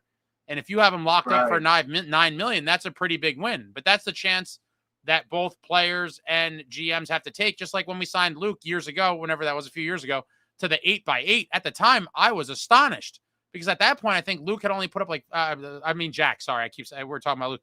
Yeah, when Jack was signed a few years ago, the 8x8. At the time, I was like, "Whoa, Fitz is kind of going out on a limb here," and I understood immediately. I'm like, if he hits and becomes the guy that we all think he's going to be, this is going to be a steal. Now, I'm not the injuries. People are going to bring up the injuries, and that's a whole separate topic. But in the end, Jack Hughes at $8 million is a phenomenal value, because they may have overpaid him a little early at the time for what he was producing, but when he became the player he is, it's a steal. And so they're trying to do the same thing with Luke. I don't know what the number is. I'm very curious to see. I still think it'll be somewhere in that 8 to 9 range. I'm hoping closer to 8, but I wouldn't be stunned if it's even a little over 9. I think his agent is going to be weighing in heavily on this, because he is a very valuable player. Defenseman, brings a lot to the team, and some of the comps out there, when you see what some of these other guys are signing for, it's going to be tough. I'm hoping it's closer to 8, but time will tell. But all right, good talking to you, man. Appreciate you calling. You have any final words here? So yeah, no, I see what you're saying. It's just like the way it was playing out. Like if Luke had already signed, I don't think this would be a problem, or this wouldn't look as bad. But considering now Fitz is basically forcing him into a signing for less money, arguably, that's what bothers me about that. So that's what I don't like about that. But yeah. So actually, one last thing. I'm just hoping that maybe we can do something like, I don't want to give away Mercer, but considering he does have trade value, I'm thinking either him and a couple of prospects, or him and Palat, either or.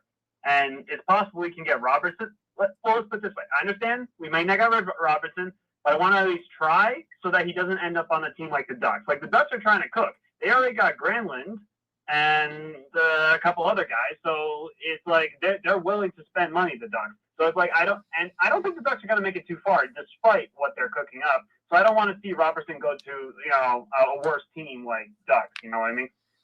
I would take Robertson. I mean, listen, he makes the team better. I've talked about him specifically not too long ago.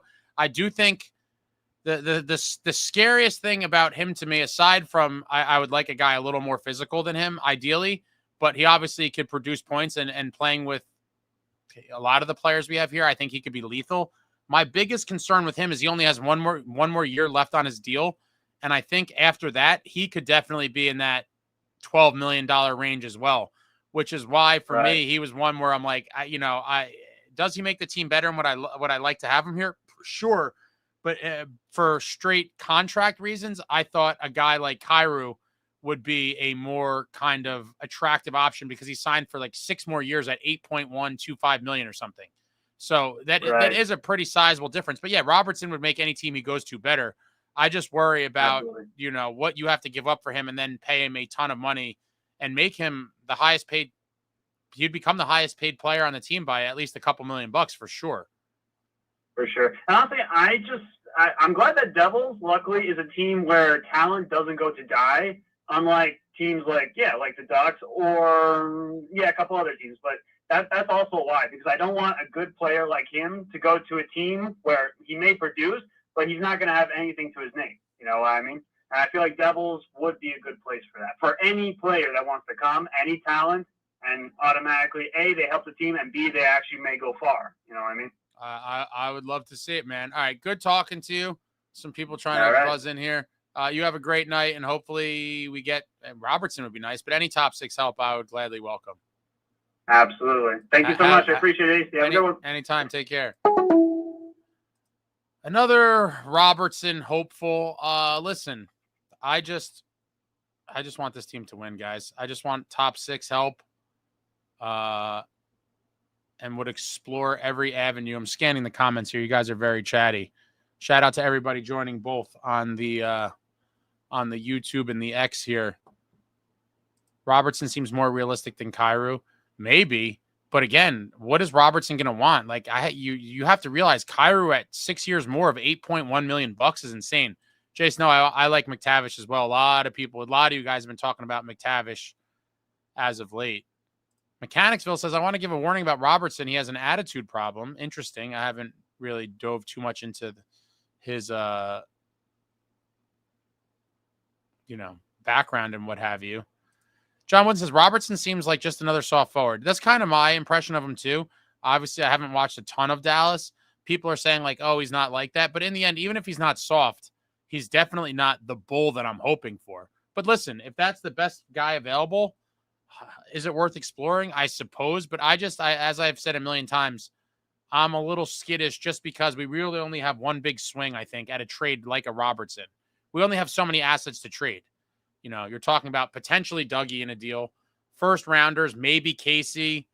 So we don't have unlimited trade pieces. And so once you go out there and make a move and try to land a top 6 guy, I don't think you'll be able to do something like that again for quite some time because you're just not going to have the pieces to do it. And so I really want them to take their time and get it right. Tuck is a guy for sure. I've talked about a million times, is a guy that I would definitely ship some pieces to try to get because I do think he would be a perfect fit. Jason, no, I would take Raquel. He's only making $5 million. What are they looking for him though? They'd have to be looking for a lot, I'd imagine. Phone lines are still open. Talking Devils hockey, talking trade Dougie or not. Hopefully there's no more people. I wouldn't have had that predicted for tonight. Of all the things I could have predicted or would have tried to, I would have never predicted that so quickly there was going to be multiple people saying they want Mercer to score more points, but I suppose I should have expected it. Mechanical says, Woodson, Luke really blossomed last year. I expect a huge step forward from him this season. Would love to see it. He's a guy I would love to see the elevation. See the elevation. Robo, a playoff performer too.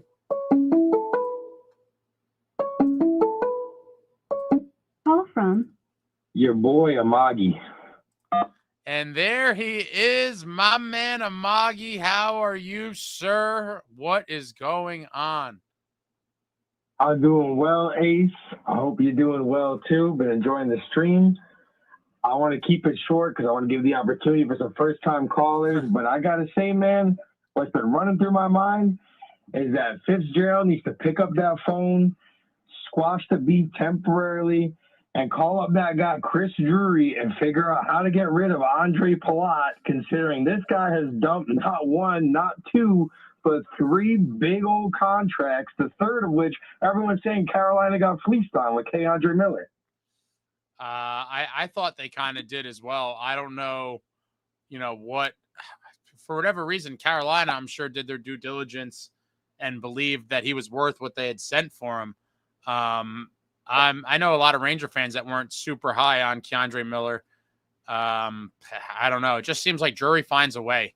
When people think he's dealt a bad hand or has a very problematic player in contract, he just finds a way to get rid of it. Yeah, it's like, especially with Kreider, the guy last season, he said, I had, vertigo and a bad back. He gets rid of that guy with age. He still got years on his contract. I have a coworker who's a diehard Ranger fan. I thought this guy was going to drop a pipe bomb in Chris Kreider's mailbox, and Chris Drury manages to get rid of a guy like that. When there's a will, there's a way, man. Guy relentlessly figuring out ways to get rid of the money he needs to move out. And I will say, I have a real fear. One of my other biggest fears.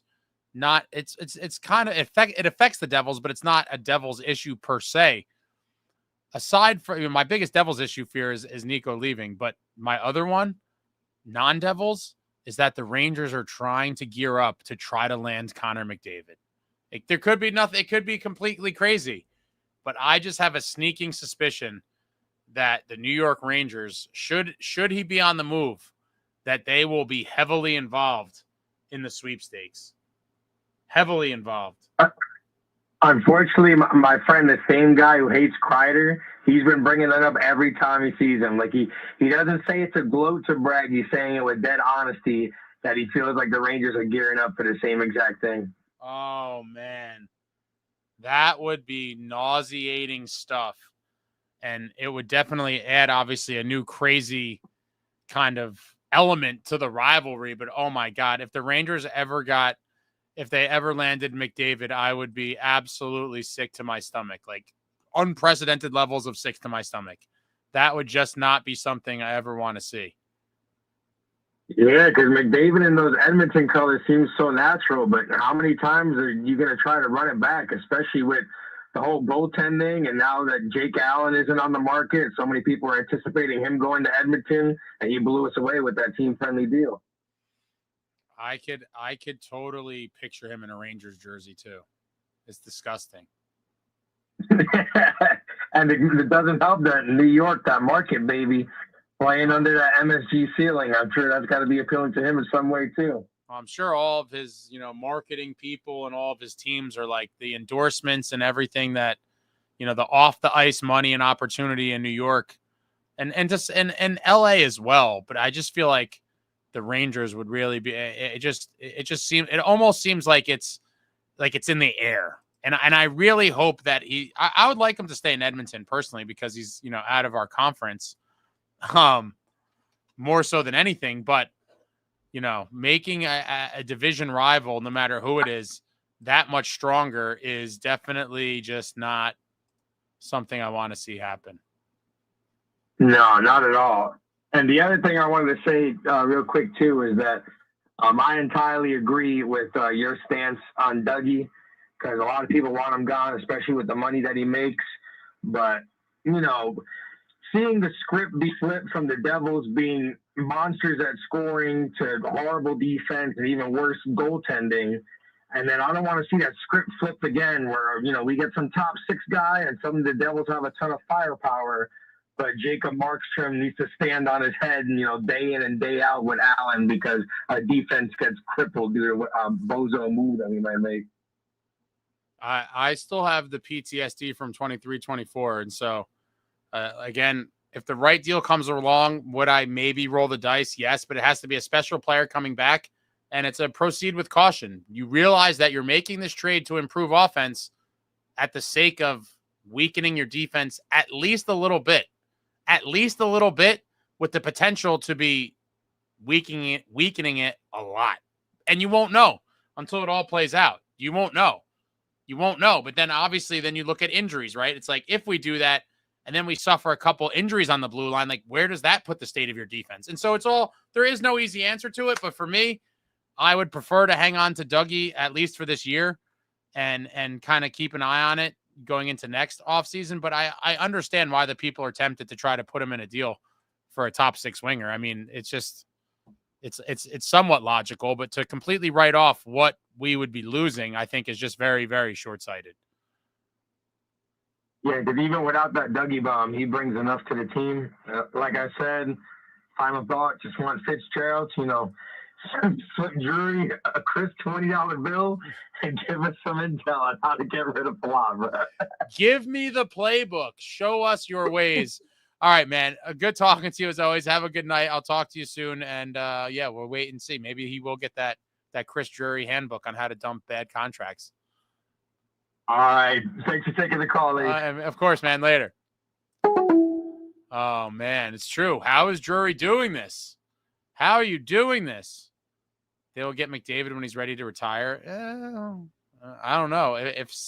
I would love to be a fly on the wall, like inside like the Oilers, and just listening to what types of things he may or may not be. I'd have to imagine if you're the Oilers GM and even ownership, you're like, what is it going to take to keep you here?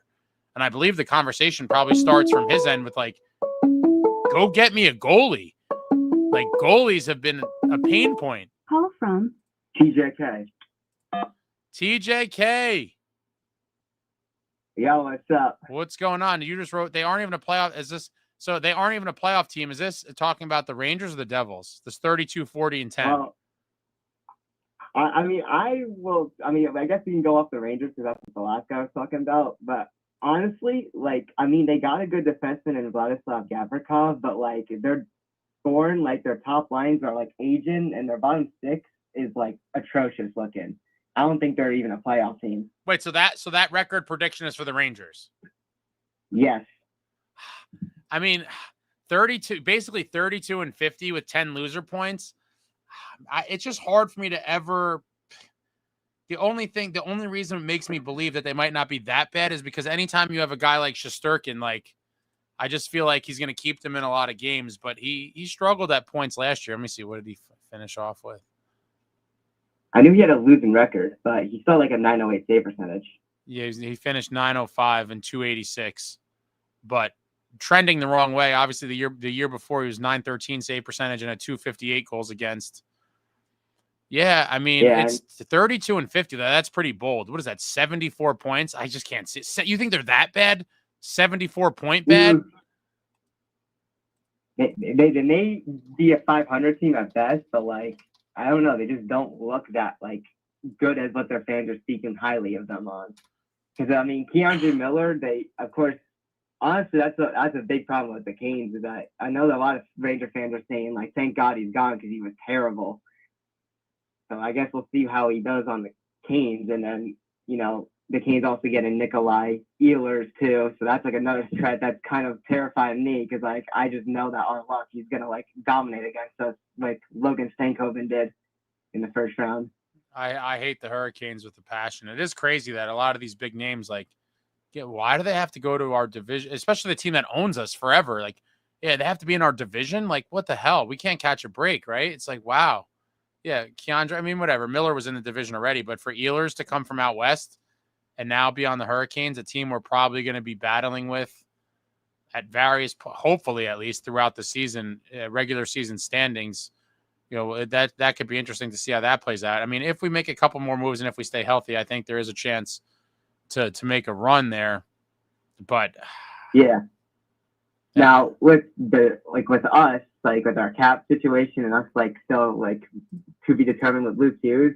Now the Dougie market is interesting because I know I'm the person that's I think we should trade him because I just the injuries, yes, and the 9 million cap hit are a lot of the big reasons, but also just his play recently because I was just thinking he's been just I would say just piss poor defensively a bit.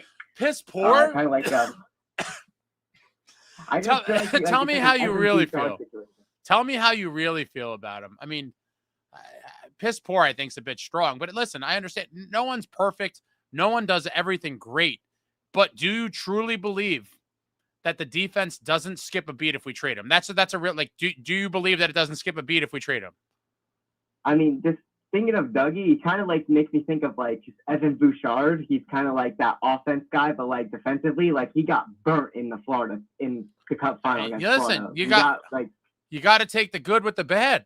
But do you think the Oilers would prefer to have Bouchard or not have him? I mean, it's the fan base for Edmonton is very split with having him versus not having him. And same with the Darnell Nurse situation because they have expensive defensemen and for Bouchard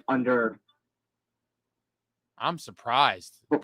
Yeah, a lot of Oilers fans, kind of just talking about his poor defense because how he got his ankle basically broken by Sam Bennett and I think Sam Reinhart.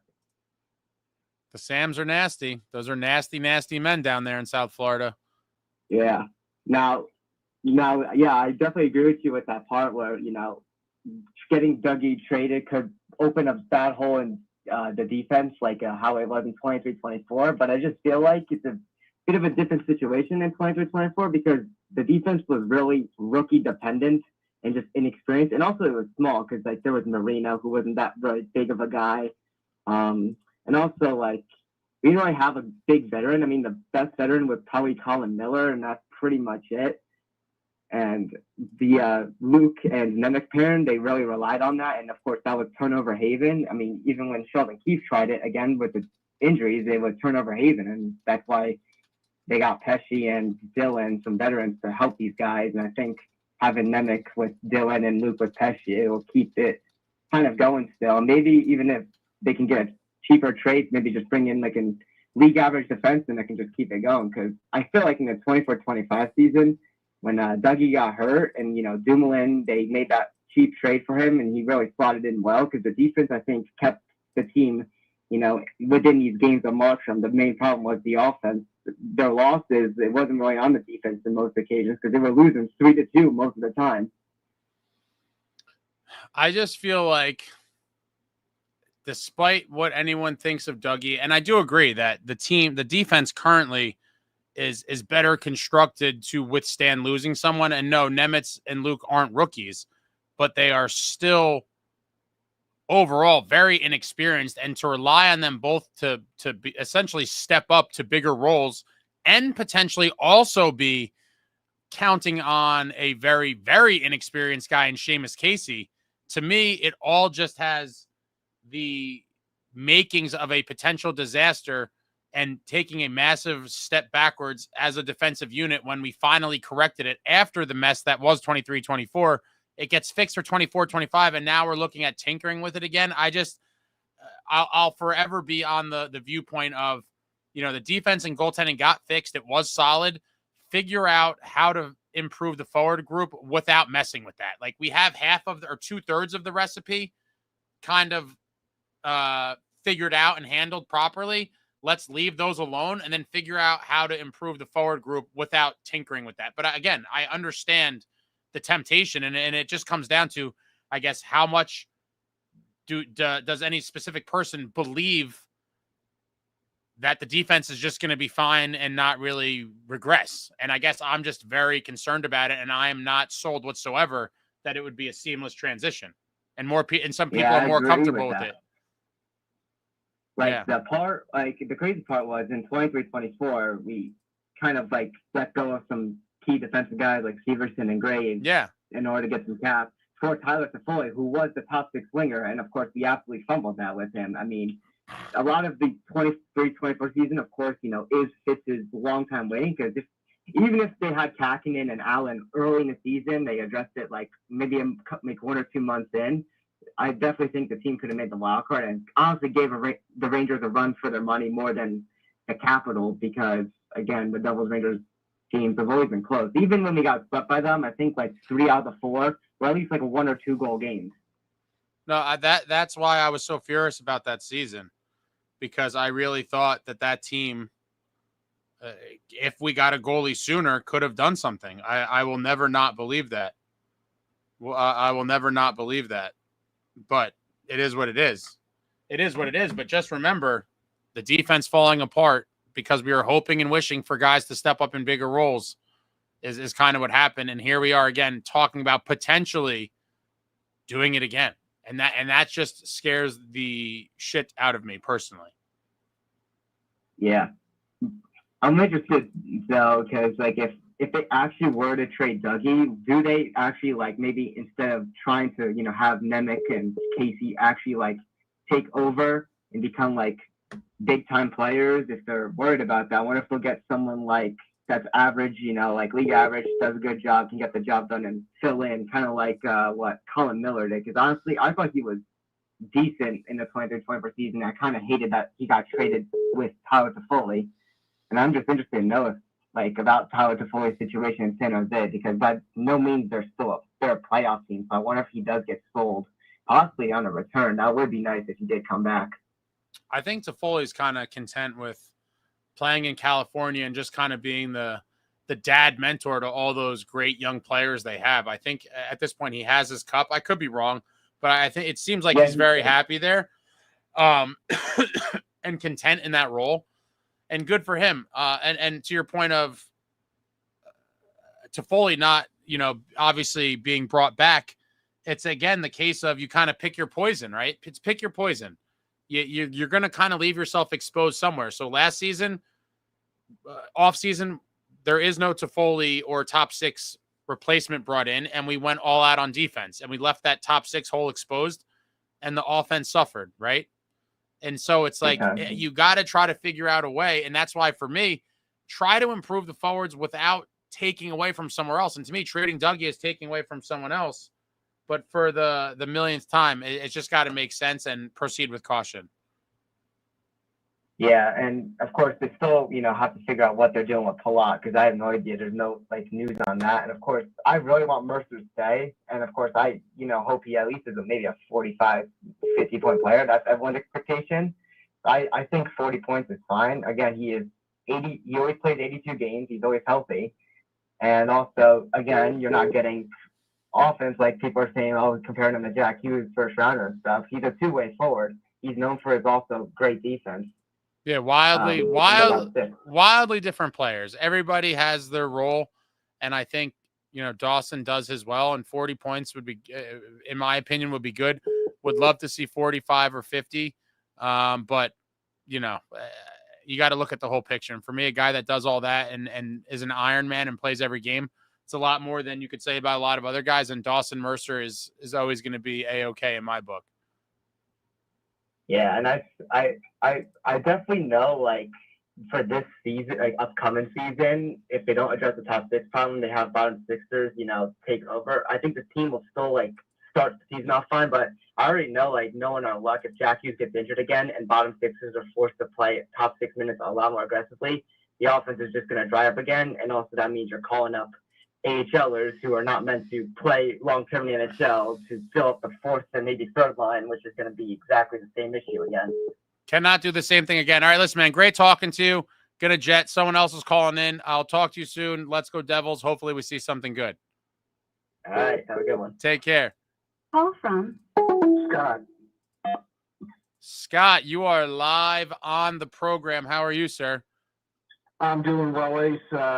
You and I come from the same mold, we remember the glory years, the dynasty years, and I do chime in every once in a while to text you. Love your show, by the way. I appreciate that. Thank you. No problem. Hey, gonna throw some names out there. I've written. I agree with you. I've been listening to a lot of callers and stuff about Dougie. I don't want to trade Dougie, but if it's for a really good deal, you got to do it. I'm Mercer. I'm on the fence with. I'd like to keep him. Palat, I had read today somewhere about a trade with Detroit. No, not Detroit. Chicago. Chicago's got a boatload of cap. Do you think Palat would be a good fit there? Do you think we can get rid of him and the $6 million? And then to follow up with that would be Tuck. I love Tuck as well. I think he'd be a great fit. But what about what are your thoughts on Hurdle? If we can get Paul Hurdle out of Vegas as a 3C.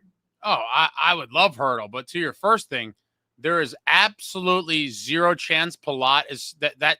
So Palat has a 10-team pre-approved trade list that he had to give to the Devils on July 1st. There is 0% chance Chicago was on that list. I do think there's teams that wouldn't be on the list that with some massaging, Fitz could possibly go to him with a potential deal and try to get him to sign off on it. Just because of where they are as a franchise and it's Chicago, I just cannot see any world where outside of bringing Andre Palat an armored truck full of undocumented cash money in the millions of dollar range, that he would remotely consider signing off on a deal to Chicago, because why would you want to? I thought the same thing. Yeah, I mean, listen, it would be great. What do you think of maybe these teams, either Seattle possibly or Detroit or going back to Tampa? I'm not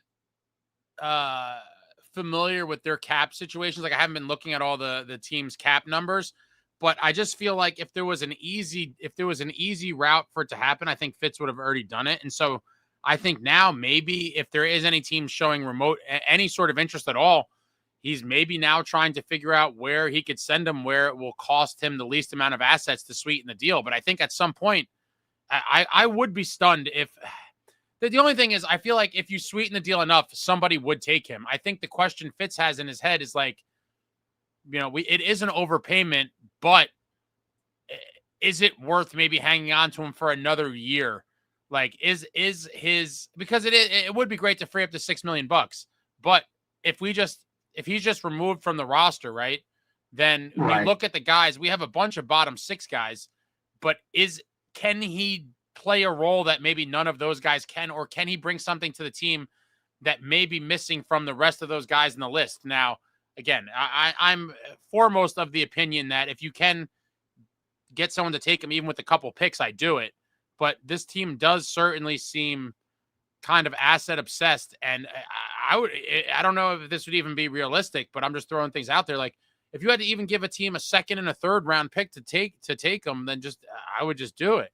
Whatever it may be, obviously I wouldn't give a 1st. That's crazy talk. I would trade my 1sts for players, but in terms of getting a team to take them to free up the money and what else you could do with that free money, you got to bite the bullet. And I think maybe it's either one of those two things, that it's either just a complete hard no from around the league, which I find hard to believe given the new cap world. Like, is Plot at $6 million a good contract? No. But when you look at the contracts now and where it's going, like, the $6 million looks slightly better than it did a few months ago. Not a ton, but at least a little bit. It looks a little bit better. I mean, I know you talked. I think you talked about Anaheim and not being a place because of the Rangers unloading Kreider over there. I don't know if it was yourself or maybe I confusing it with somebody else saying that. But I mean, Anaheim's and other teams loaded up the kazoo with cap space, and they're a better. I think they're ahead of the curve as compared to Chicago. So I think you could probably maybe convince Palat to go there. I don't know. Maybe that's another avenue we could send, another team we could send to. But the first step is finding a team that has the interest, and then you got to sell them on it. Yeah, I if it was going to happen, I feel like it would have happened already. Now, I hope that's not the case, but I just feel like if there was something there, it probably would have happened already. I just don't know, and especially with the Luke thing. So Yeah. Who knows? But maybe something could materialize at any point. We're all going to just sit here checking everything throughout the day until, Well, something I hope happens for or your doesn't. sake and the Devil's sake, if we don't get Tuck this year, we get him next year. Since he's a unrestricted free agent next year, so Man, we'll see. I would absolutely love it. Super high on my wish list. Super high. We need beef. We need beef. We need some big players in the top 6. Completely agree. Tuck would fit beautifully. Beautifully. Absolutely. Beautifully. All right. Well, thanks, Jason. I appreciate your time, buddy. Anytime. Good talking to you. Have a good night. You too. Bye-bye. Take care. Bring in the beef. Oh, my God. Time flies when you're talking New Jersey Devils hockey. It's already, wow. Phil better be sleeping by now. 8th birthday. If Phil's still awake, he's a legend. Well, I have an 8-year-old nephew, actually, that could stay up to like 1 a.m. His parents don't like it, but like physically, if he was left alone, my man's staying up late night. Shout out to the Musa.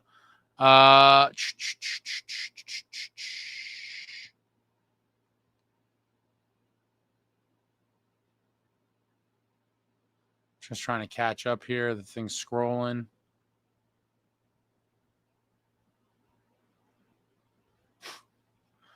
Guys are bashing Fitz a little bit.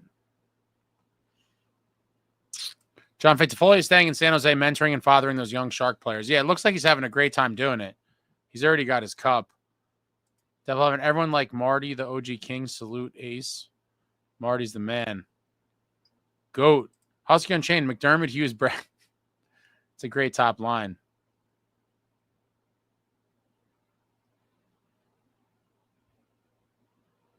Stanley Cup winner Plot. Come on, take him. Yeah, his pre-approved list of teams likely was all cup contenders.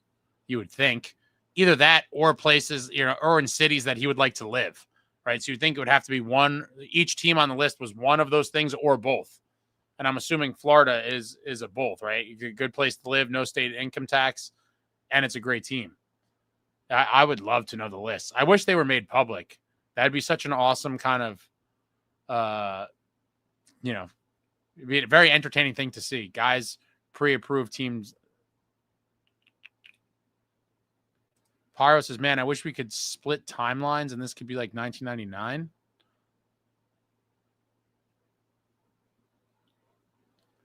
Yeah, pull out the 10 team.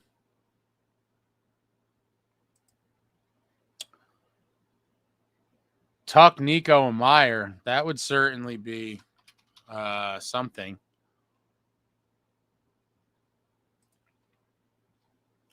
Tuck's a right winger, so you'd be flopping him out of position. But I do think, Brat, Jack, and Tuck would be sick.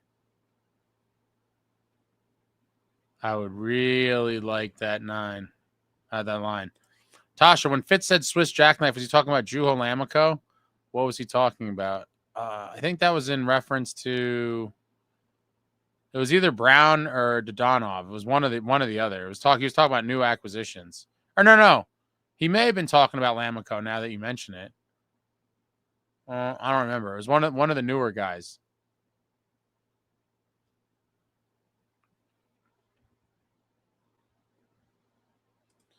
John, just checked in. You guys talk Cairo at all. Rumors were St. Louis is motivated to move his contract. Someone mentioned that earlier, and I've been very intrigued, and especially with the 6 years remaining at $8.125 million in the new cap world, that is a steal. That is what they call a straight up steal. I'd have to imagine he gets a haul.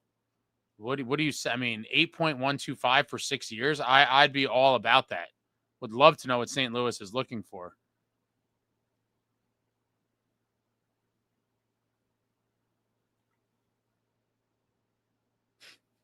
There has to be some loophole somewhere to dump a lot. And then what it says, the loophole was to not give out a no move clause, which is correct. It is crazy how many people got them.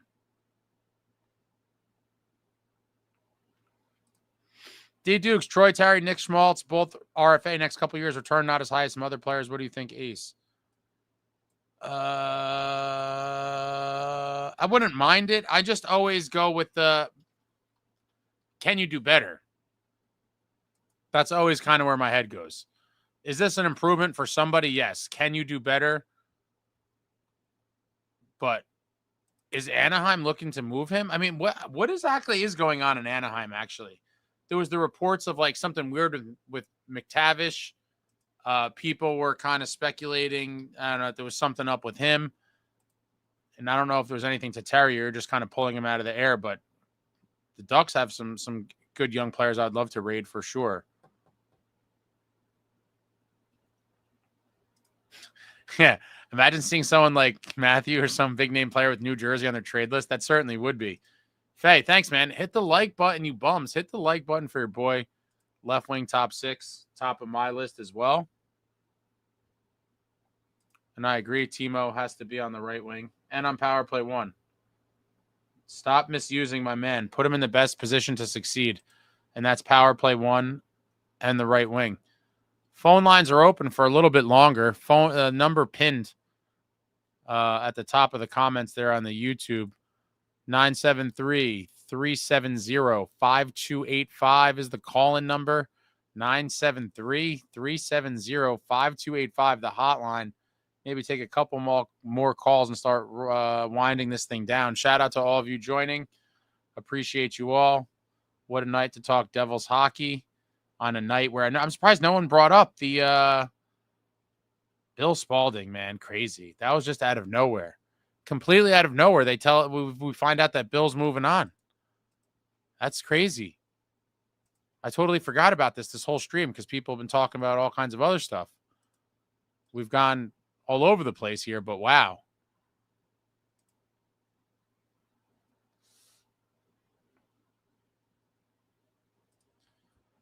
Find a GM that grew up in the area but no longer lives in the area. Offer them to take up Dougie's contract, but not the man himself for a slice of New Jersey Portlock pizza. Nobody loses.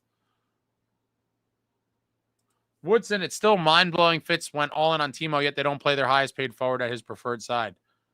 Isn't it interesting, Woodson, that so many people try to tell you that there is no difference for the wings?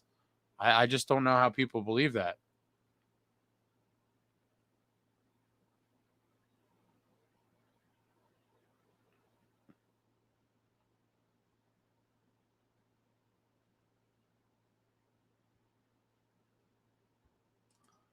Woodson, call in. Woodson said we'd be here until 2 a.m. Me and Ace will go to GM.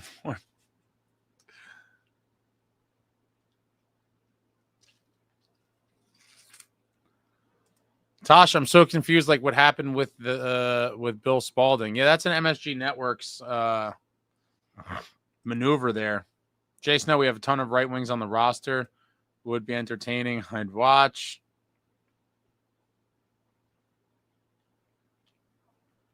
More people want Woodson to call in. Go back and watch Timo in San Jose. Most of his goals are the right side in the circle. One-timer-ish shots. Yeah, he was lethal on the power play, just uncorking one-timers from the circle. Danico and Don are good friends. Don just tried out for the job a couple years ago. Woodson, I'll call in to start the season. I'm not hyped up enough yet to put on a good show just yet. I'm very curious to know what's going to hype you up. What exactly will hype you up? What will have to happen, or I guess not happen? I'm curious, Woodson, what your thoughts will be if this is if there's no other meaningful moves done prior to the season, where you're going to kind of where you, I don't know what your assessment is, I guess, of going into the season.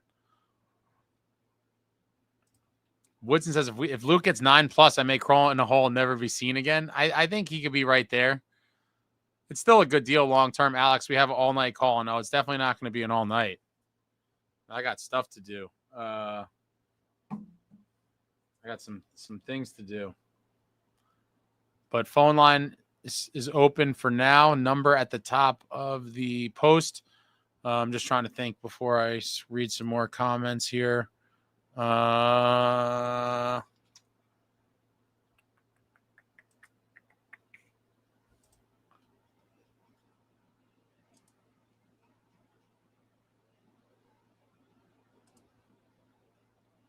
Yeah, the Bill Spalding news kind of messed up my. I was in the middle of actually editing something, but for those of you interested in the prospects, I went to development camp. There's going to be new videos. Just drop the link in the chat. I'll be adding several more videos to that. There'll probably be maybe a couple tomorrow and then a couple more the next couple days after that. But check that out if you haven't seen it. The Bill news derailed me because I did a live. The Bill LaGreca news. Woodson, I'll be in full doom mode if we stay put. I would be too. Uh-oh. Oh, boy. Can you guys still hear me? Fitzy hacked the stream again. Stupid camera. Hold on, I'm just going to...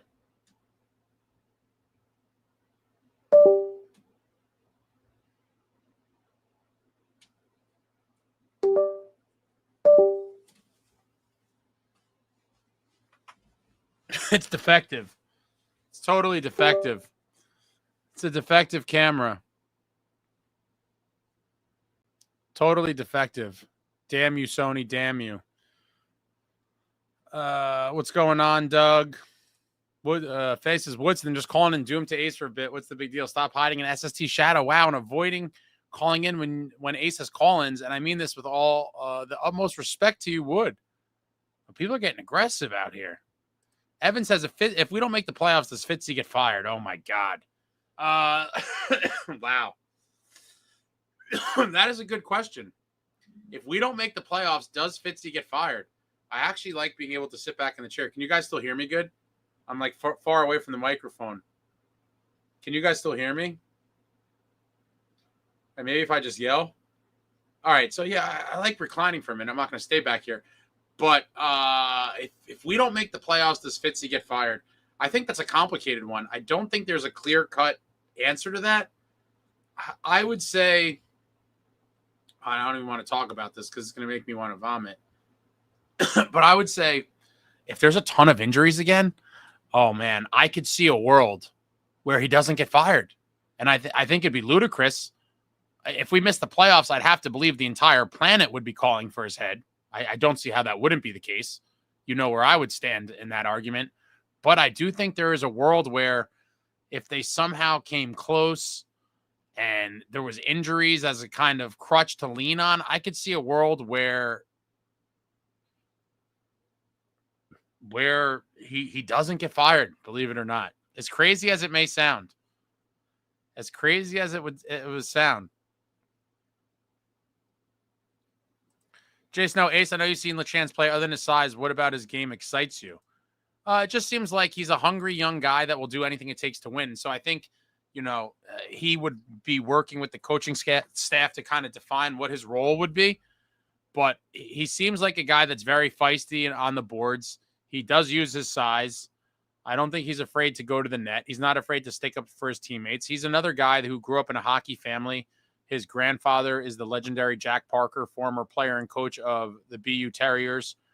Jay Pandolfo played under him and had nothing but great things to say about Jack Parker. Jack Parker's actually being inducted into the Hockey Hall of Fame in November, along with Alexander Mogilny and Keith Kachuk and Chara and a couple other people. So he was born into it. And I've talked about this for a while.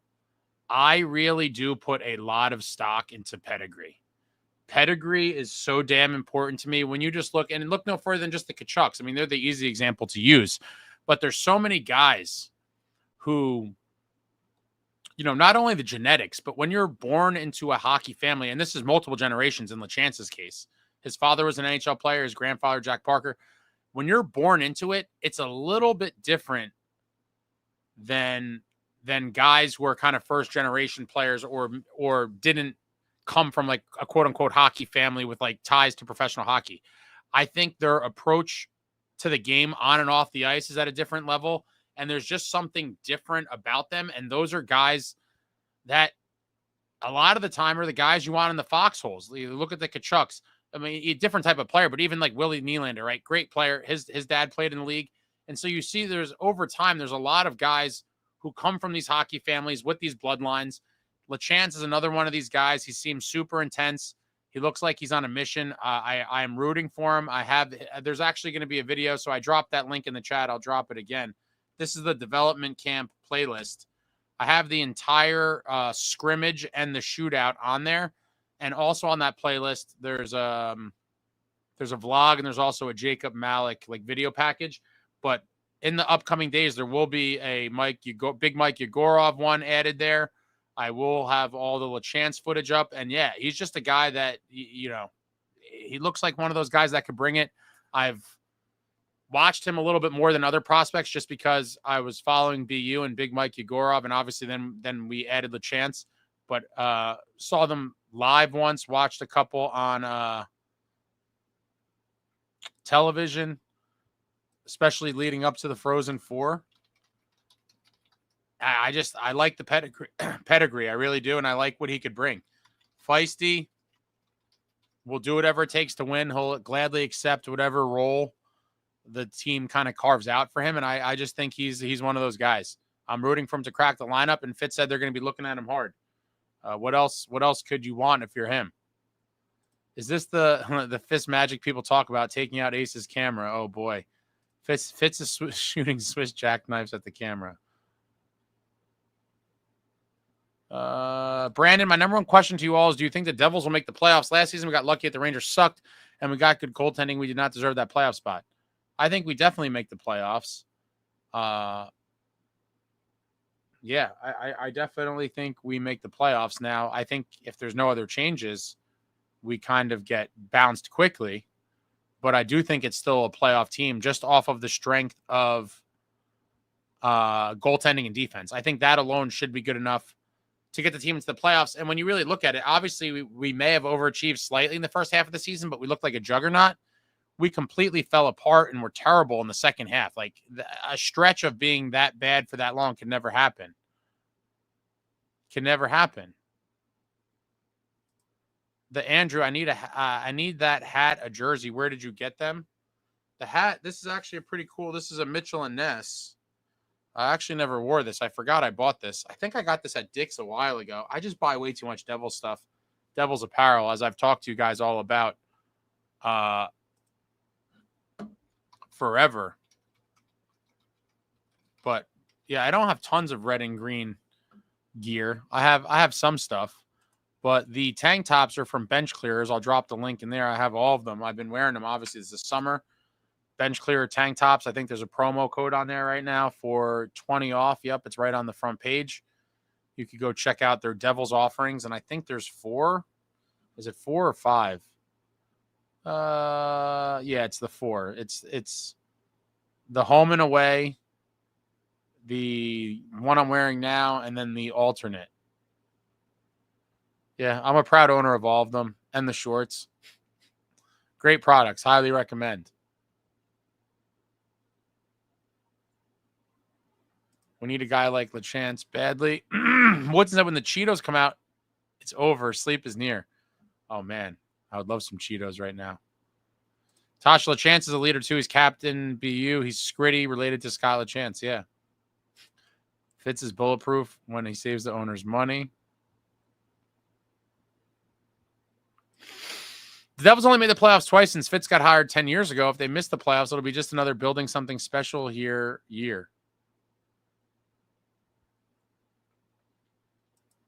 Wait, was Fitz the assistant?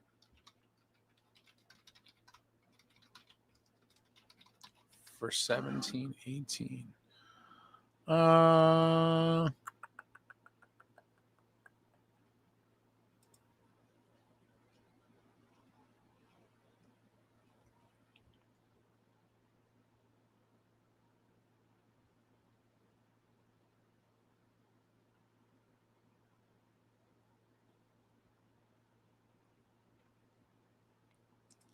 Was he the assistant GM then?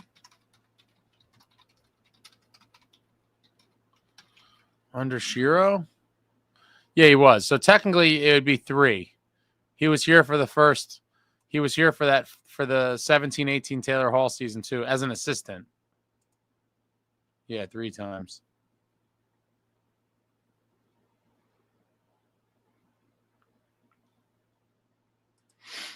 Glass on the 3rd line and LeChance on the 4th is fine for me. Find a winger for Jack, and I'm content.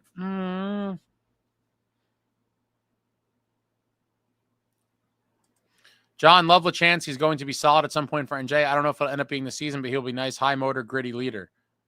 I think LeChance deserves a chance in the leagues, the big leagues.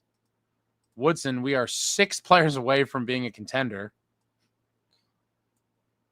Robert, how come nobody giving Scott Stevens a head coach job? I don't think Scott Stevens at this juncture even wants to be bothered. It is being an NHL head coach is a grind, mentally and physically. And I think he's probably just enjoying retirement and being like, you know what, I don't need to. I don't need to do this stuff. I'm just going to enjoy retirement. I don't need money. I don't need anything. I'm chilling.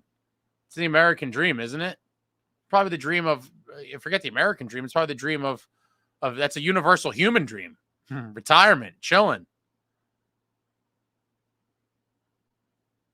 Snow, Ace, any chance we ever get a Kachuk top level script? No, that dream died for me a while ago.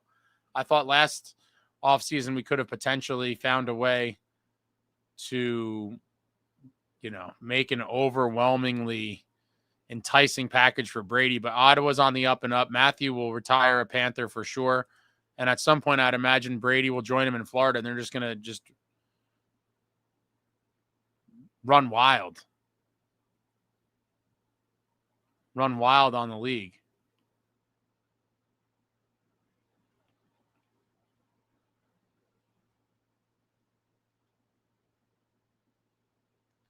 Guys are talking about, I hope LeChance turns into a solid depth guy. They're going to give him a good look.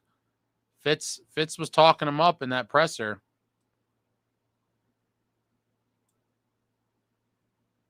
Sieg is our number 1 most important defender. Yeah, I mean, listen, Siegenthaler had a big bounce back season last year. He certainly did. Sieg is either rock solid or busy getting beat up. Oh boy, that was the image of Rempe just kind of crumpling him to the ice. Was so disheartening. Man, that was a pretty brutal one. That was a brutal one for sure.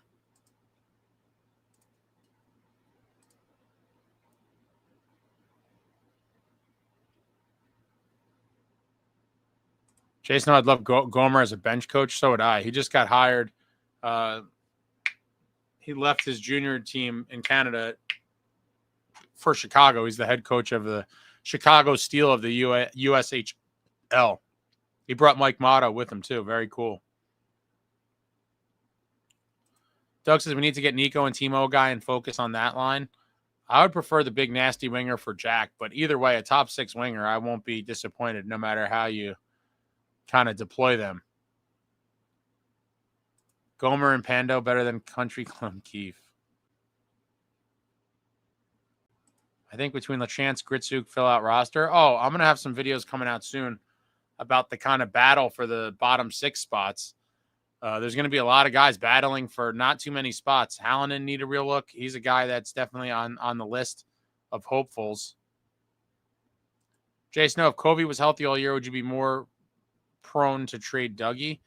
I mean, I wouldn't be as scared by it, but I would be scared regardless. We're tampering with a sector of the team that was finally figured out after it was problematic. To then start messing with that and hope that it stays similar to where you're at, I think is just wild.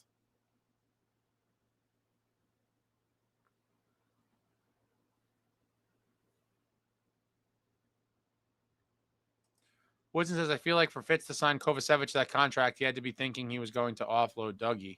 It's certainly possible. Brandon, didn't Timo get suspended for a few games this last season? I remember it being super BS, but I don't remember what happened. One of the things was that hit on Natchez, where Natchez dove and did like a pirouette, and then he literally came on the ice like 5 seconds into the power play after the Oscar Award, the Academy Award. Martin Natchez, the Academy Award-winning diver scum. Anson Meadows, what's going on? Chat GPT is saying Dougie 50% retained Mercer and a first-round pick for Robertson. Oof. Oof. The retention is what hurts there. So that's that 9. So that'd be freeing up 4.5, 8.5.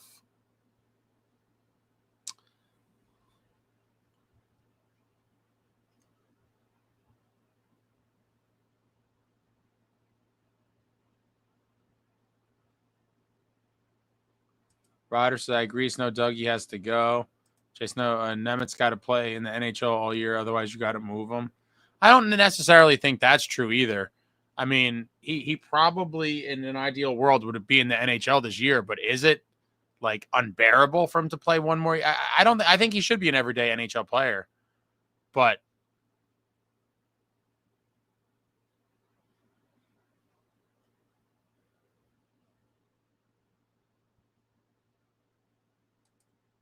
this is kind of where I was heading to from last year. I agree with Woodson.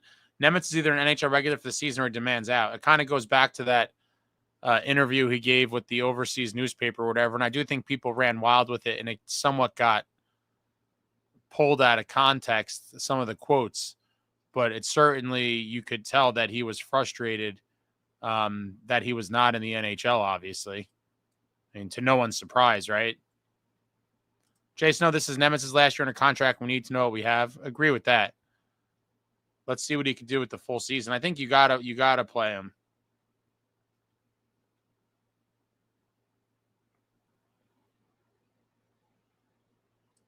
John, that's a tough cost for Robertson, especially if he's due a new contract after next season. You can't retain 50 on Dougie if you trade him. Yeah, no, the retention on Dougie kills it for me. And I think Robertson is going to be a big, going to demand a massive contract after this season. Woodson, you have to give Nemitz a chance or else it's a wasted top pick. Yeah. No, I think it's time to give him his true shot. I mean, how long can you make him wait, right? And there'll definitely be all sorts of juicy quotes and stuff coming out about how unhappy he is and stuff, like no doubt. That would be happening for sure. Yeah, Nemitz is going to be in the mix. I think he's going to have a big season.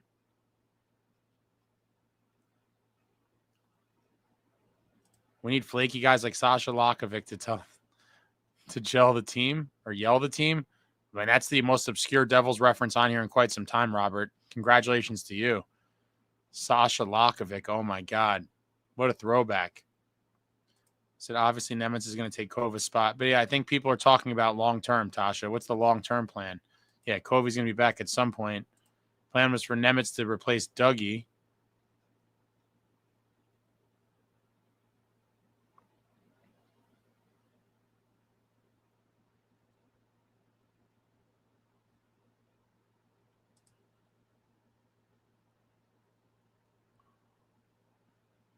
Any more callers? I'm going to close down the phone line in a second. Last chance to call on the studio line posted at the top. And then I'll start winding this thing down. Appreciate everybody for joining. I still can't believe Bill. It hasn't fully set in yet. It is crazy how these people just become part of our lives and then they're just like vanished.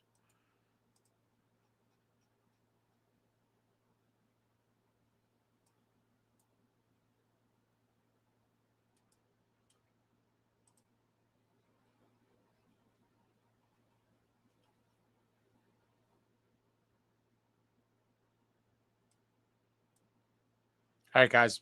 Last one, and I'll start winding down. I'll still be on here for a while, probably, but you know, I've been drinking like the summer. You got to stay hydrated. I've been crushing waters and iced coffee all day. But I'll be back in 2 minutes. We'll start winding down. Hit me with whatever you got. Appreciate you all for joining. Please hit the thumbs up for your boy. But I'll be back. We're not going anywhere just yet.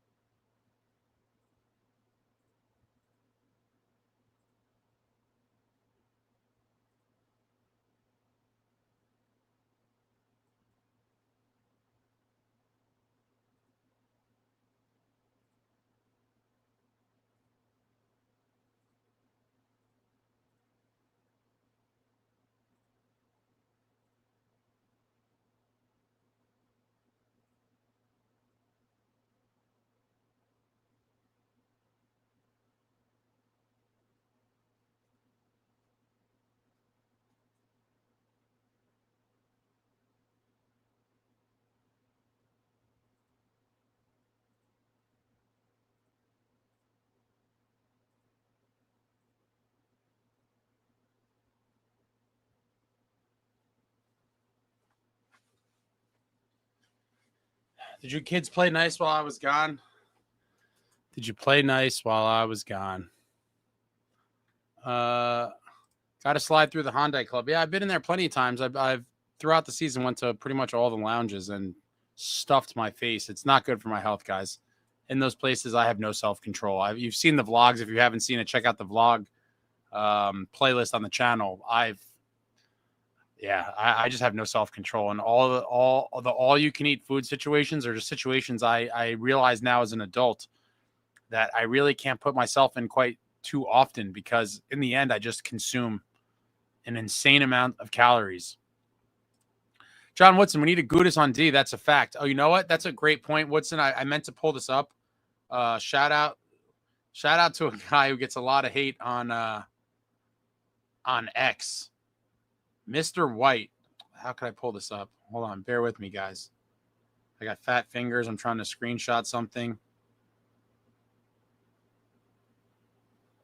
Hold up. He threw out a really good hypothetical trade. I'm curious to hear what Woodson thinks about it. It was very intriguing. Damn it. I can't find it now.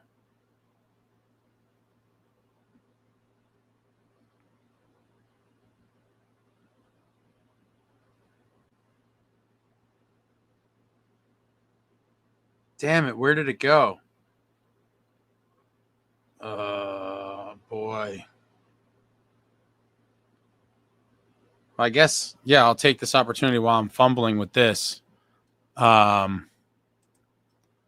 those of you watching on YouTube, follow your boy on X. Trying to, build up a little bit on there as well. Follow me on X. I got a lot of stuff coming down the pipeline with things I'm working on. Everything takes forever, but follow me on X. Follow me on the Instagram. I'm not going to talk about Facebook because you guys flamed me, but link in the chat. Follow me on X. Follow me on the gram. There's going to be tons of contests coming. I'm super behind in life.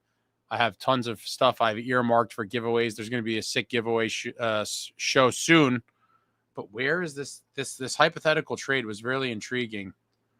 And, oh, man, I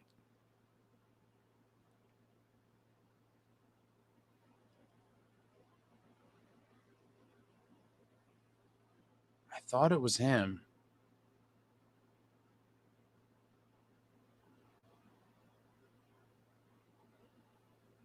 It definitely was him. I think it involved Gudis and McTavish.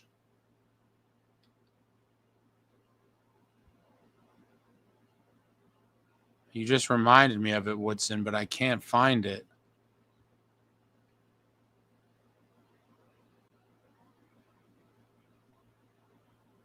Did he delete it? Damn it.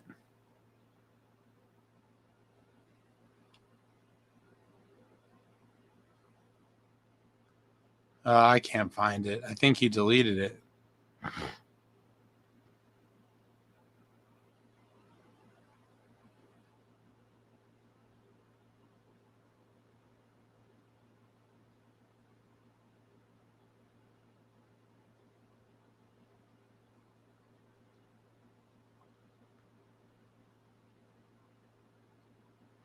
I can't find it. It was a very interesting trade proposal, which had Gudis coming to the Devils too.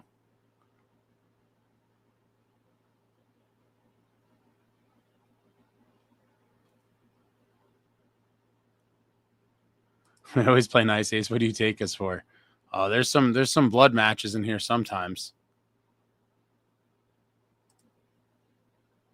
Was this the trade? Was this the trade? I think this is similar to what I was referring to. Ryder, I don't know if you just threw this out on your own or if this is the one I was referring to, but it was something like this. Palat and Mercer plus the second for McTavish and Gudis. It was something like that, I want to say.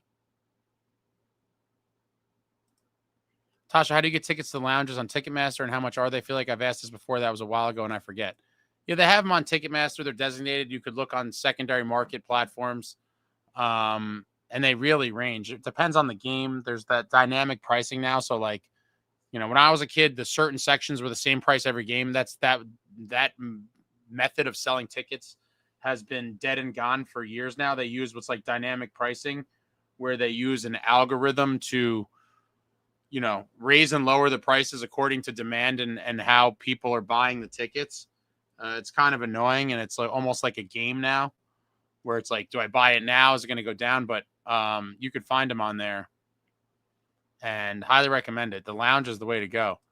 Blackout Entertainment, or ENT. Word, I knew I recognized you when you came in. I am an usher at the lounge. I'm like, wait a minute, that's my guy on YouTube. Oh man, what's up? Which lounge are you an usher at the same? Which lounge are you an usher at? That's hilarious. I'd imagine probably one of the ones upstairs, because that's where I was more this year.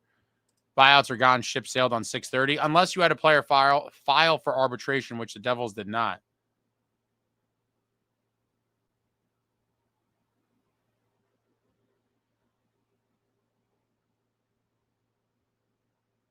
Playing Gudis with Jack on the ice might make me feel better. Gudis is a rough and tumble character.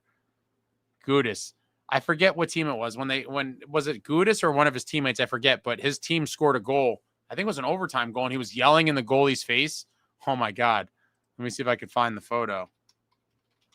It was insane. I remember when I first saw that, I was like, that is the craziest thing I've seen in a while. Oh my God.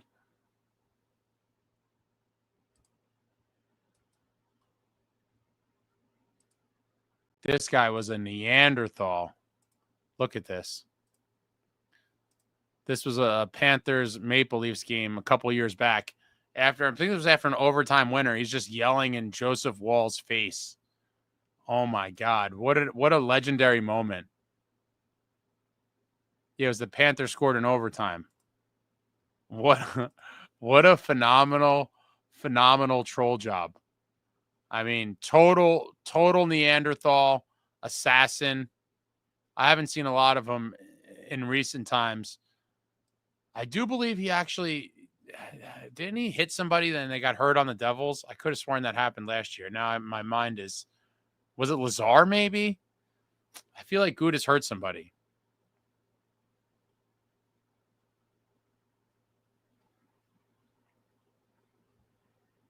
Gudis has more toughness by himself than our entire defensive core put together. Ducks GM is tough to negotiate with. Woodson, I take that trade all day, every day, but I don't feel like the Ducks would ever take it. Faye, that may be true, Ace, but it's for our entertainment when you're taking your bathroom break, you're busy talking.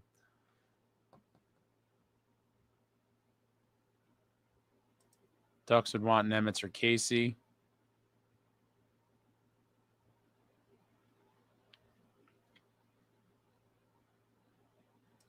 Snow, Ace, what do you think of all the dump-ins this season? The transitional game is where we excel. It felt like such a waste of our speed to dump it in every time.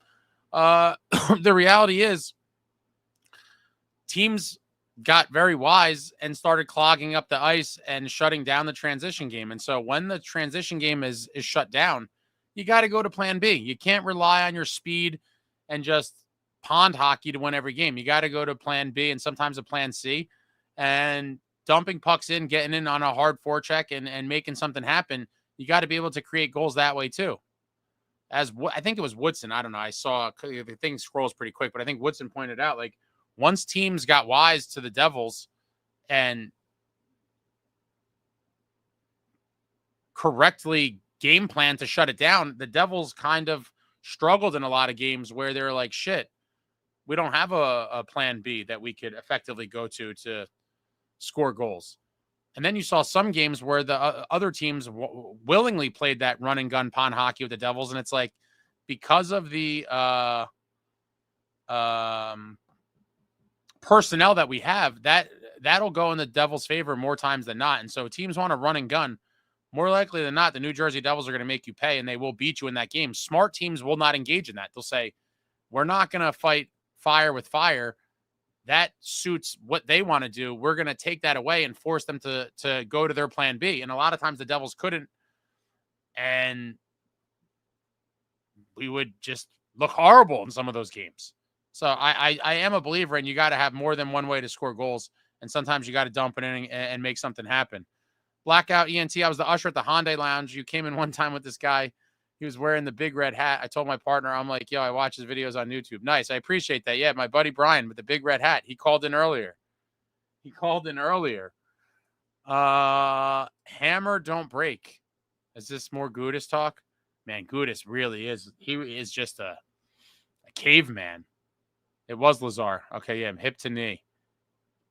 Is McTavish being shopped? I'm not sure what to think about him anymore. I've heard tons of things. I don't know where they're all stemming from, if there's any truth to it. And it's like in this day and age, it's hard to decipher what is kind of speculation and what is, reality based in some sort of substance. But if McTavish is being shopped, the Devils should certainly be investigating. That would be a great ad for the Devils. Doug's still terrible goaltending. You don't think Dostal could be good, Woodson? I think there's something going on with his contract too, but I think he's pretty good and just stuck on a bad team. I really do. I think he's a young, promising goalie, and he filed for arbitration, I believe. Very interesting to see what happens with that. Man, it's got to be so frustrating to be a goalie on a bad team. It's frustrating for everybody, but to be a goalie on a team that really sucks. Yeah, Gibson got moved. Do you feel like we would have a fair shot towards the playoffs this year? We just got to stay healthy and we can't rely on just Jack, Bratt, and Nico. The whole team has to step up. No, for sure. I think the defense and goaltending is good enough to get us to the playoffs. I'm not going to say very easily, but I'm going to say fairly easily.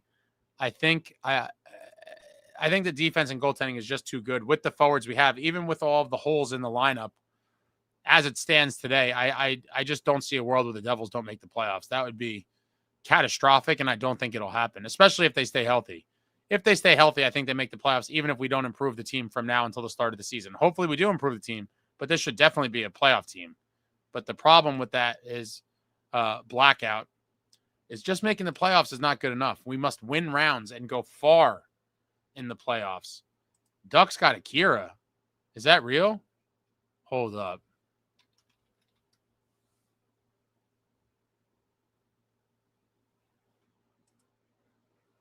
Is that a real thing? I don't see that on the internet.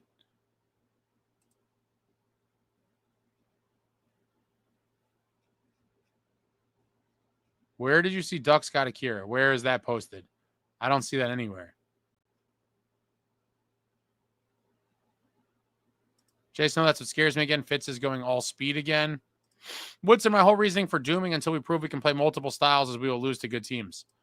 That I agree with Woodson, but I think a lot of being able to play the multiple styles comes with having some of those players better suited to play those other styles, meaning like just a heavy grinding, more playoff hockey, forecheck based type of team, which obviously that'll never be the Devils' primary mode of offense, but the finesse speed and, the finesse speed transition game is not going to be there every night. And like you said, you got to be able to adjust. I think more so than just hoping for those guys, the core that's been in place to just be able to switch it to plan B, which you'd like to see. We also need guys that like thrive in that. And I don't think we really have any of those guys right now. Maybe Timo to some extent. People will, Timo definitely, Timo fits into that mold, but how many other guys do we have? Yeah. When we show we could dump and chase, I'll believe. Another mark of a good team. Can you go in and get pucks? Can you make teams cough it up? Dump and chase and winning board battles won us 3 cups. Absolutely.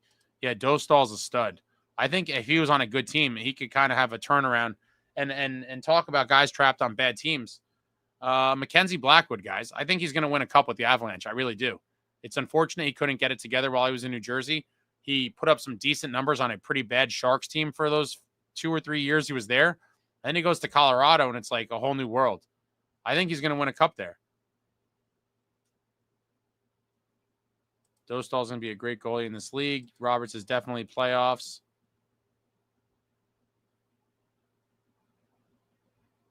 Oh, okay. I was like, wait a minute. Did they trade him? Yeah. Oh, yeah. That's old news. Akira in Vegas. Pretty shocked to see Zegras go to Philly. Yeah, another player, hopefully that doesn't, not that I'm like scared of him or anything, but hopefully he's not a guy that has any sort of success against us when we start playing him more regularly. Just like Ehlers. But yeah, good players coming into the division for sure. John, I do think the bottom 6 now already is set up to be better versus last year. Just need a little more in the top. On paper, I agree, John, but the reality is the bar was so low and they produced so little. It would be virtually impossible for the bottom 6 to not get size. I guess it has to be. I'm not going to say they have to be exponentially better, but they have to be better by a good margin just because of how truly bad they were last year. Really, it was sad. I do want some more heavier, edgier, more violent guys in our top 6 for sure. And I would take another one in the bottom 6 as well. I'd like our bottom 6 to be heavier. Vetrano and Gudis, I'd be okay with doing shit if we offload Dougie for that. I'm curious to see where Anaheim's head's at. Who cares about our ex-Devils going forward? I don't care too much. I keep somewhat tabs on them, especially goalies. It's a little bit of an easier thing. Woodson helped have Marty playing keep away to opponents when dumping the puck in, but puck possession, baby. Yeah, Marty playing the puck was an absolute thing of beauty. No one has done it better in the history of the game. John Fay, good night, man. Good chat. Make sure you all hit that button. Yeah, hit the button. Hit the button for your boy. I haven't seen any news on Bastion.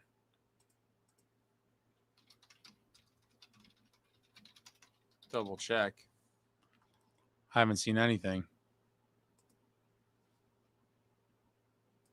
Tasha, I know people keep saying they don't want Zegras, but I sure would have taken him for that deal. Duck sold him for absolute pennies.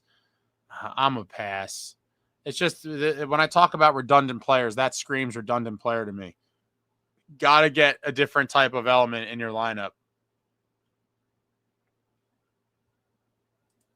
Fitz is a moron. Last year, he wanted more sandpaper at his conference. This year, he's talking about speed again. You need a good mix. Agreed. You need the good mix. You need the good mix, and it's all about that magical recipe. I do think we need a scritty skill and grit. A scritty top 6 guy, I think, would be phenomenal. And Tuck would be a dream. It's not going to happen, but I pass on Zegras too. Sandpaper and pushback. Become a legitimately harder team to play against.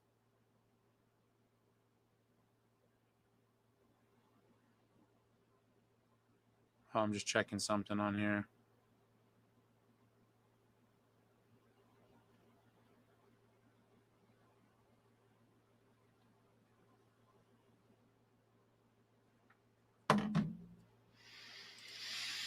I guess I see that. Yeah, you definitely need a sort of diversity in your lineup. All the best teams have a mix of small, fast, skill players and tough sandpaper ones. Yeah, and when you look at the Devils lineup, you're like, which one do I have enough of, and which one do I need more of?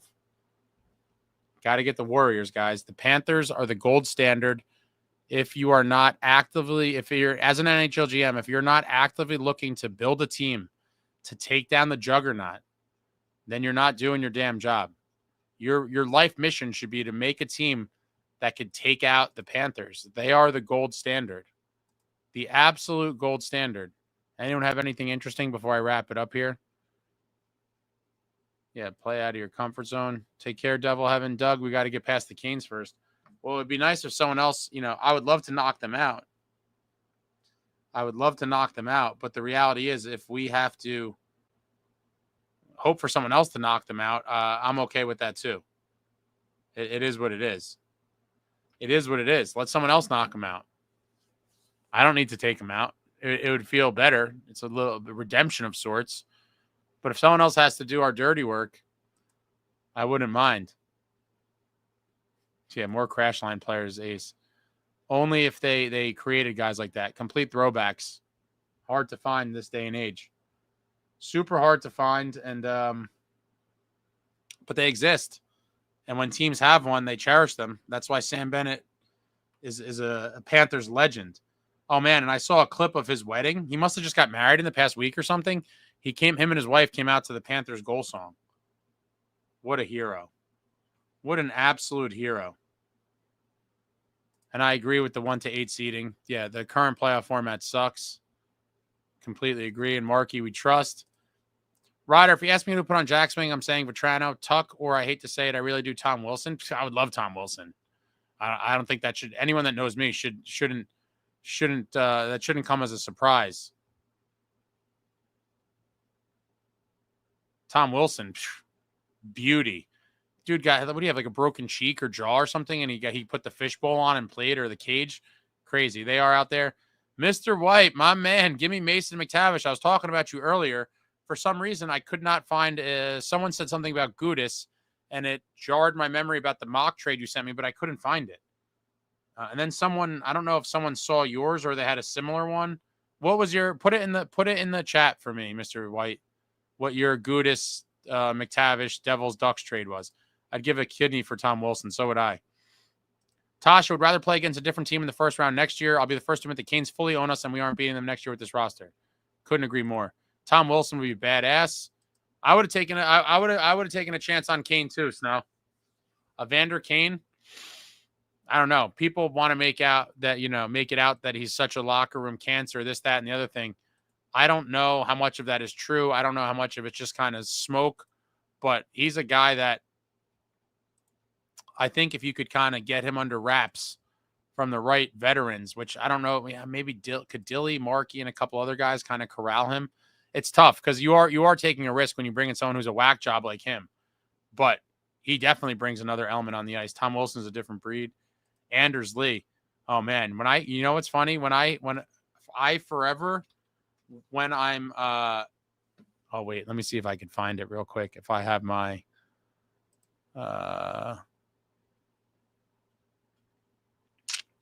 it's probably not in here. Yeah, I have so many files and stuff. Was that Chicago?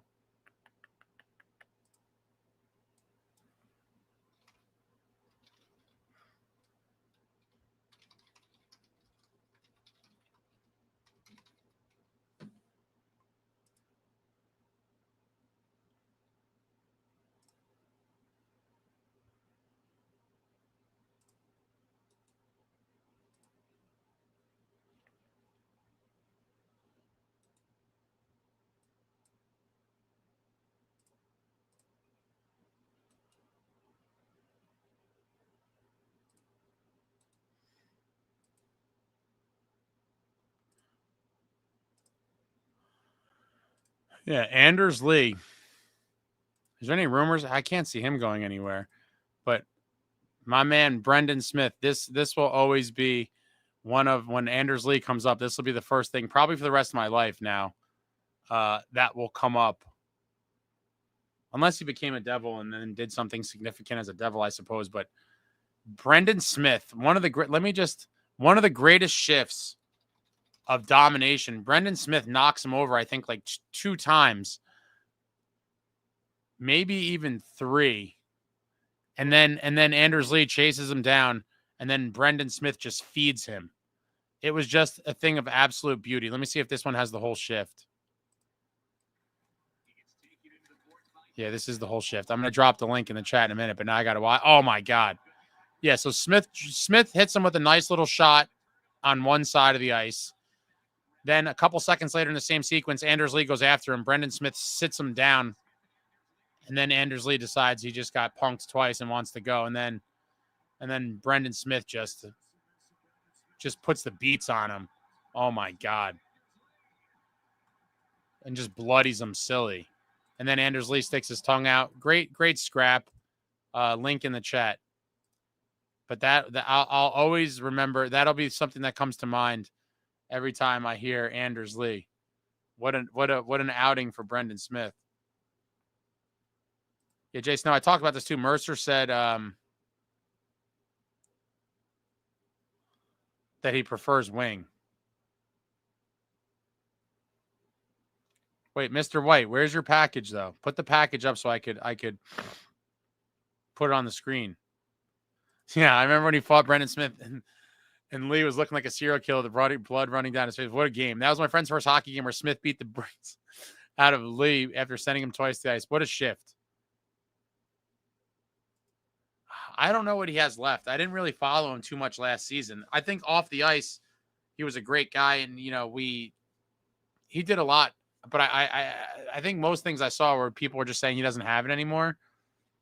I suppose in an emergency situation, Brendan Smith fell off hard. Smith dummied Bedard a couple years ago.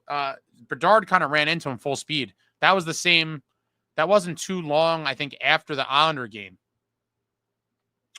where later in that same game, I was at that game actually in really good seats, and Brendan Smith fought Foligno after that. Hamilton, Mercer. All right, so this is his package, Mr. White. Hamilton, Mercer, a 26-second for McTavish. I don't know what the hell you copied in here. Some crazy text copied. Good is 50% retained. So I guess it's Hamilton, Mercer, and a 26-second for McTavish. Gudis at 50% retained. We get a hybrid left wing singer and save $4 million cap space. Chase, no, who's our 3C ace? As of today, I'm going to tell you probably Cody Glass, with the second most likely option being Mercer.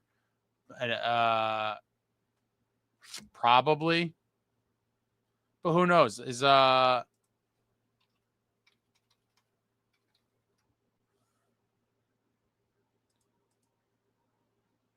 are the Lamico's listed as a left wing? I said earlier, Snow Glass with LaChance at 4C. Thoughts?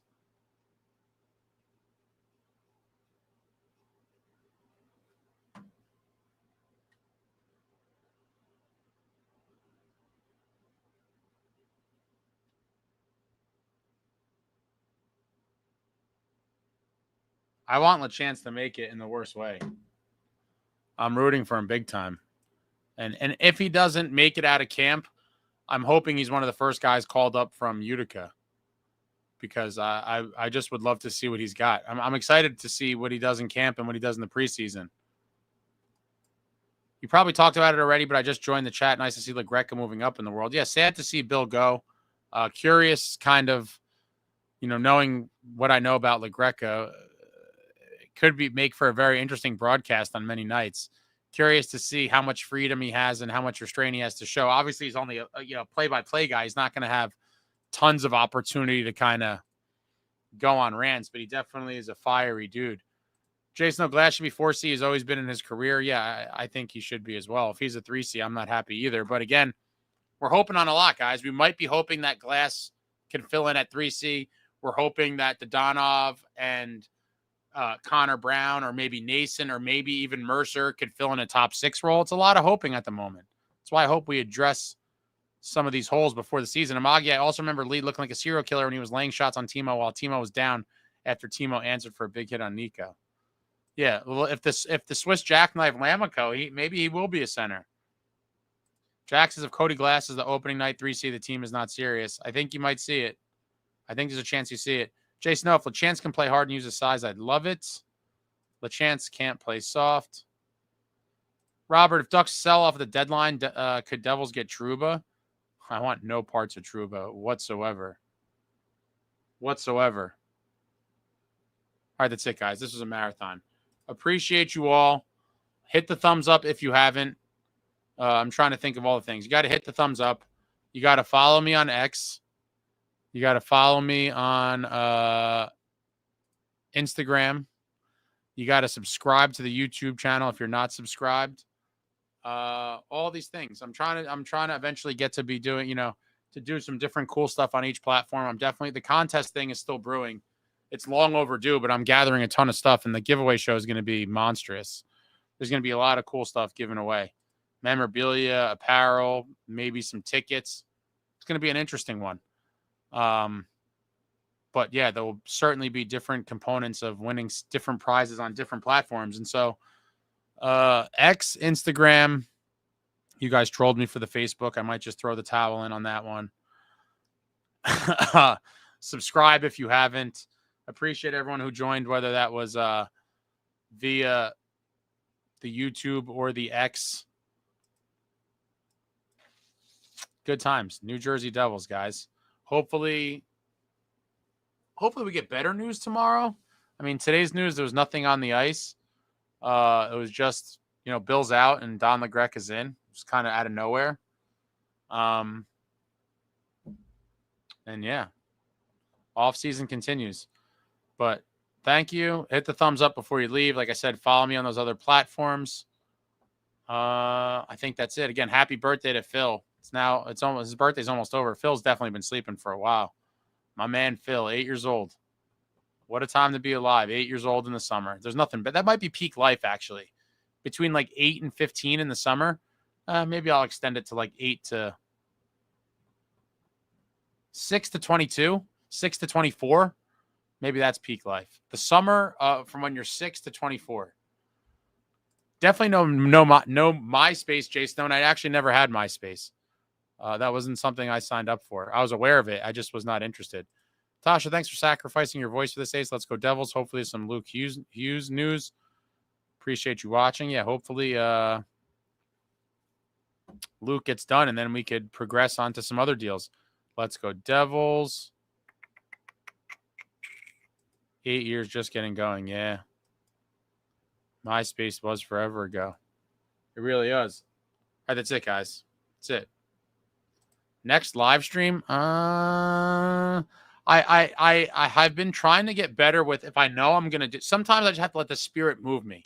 Sometimes I have no intention of doing it, and then out of nowhere I'm like, just do a live. But I don't like doing them just for no reason. I feel like there should be a reason for it. So like I like it to typically be. I did 2 today, right?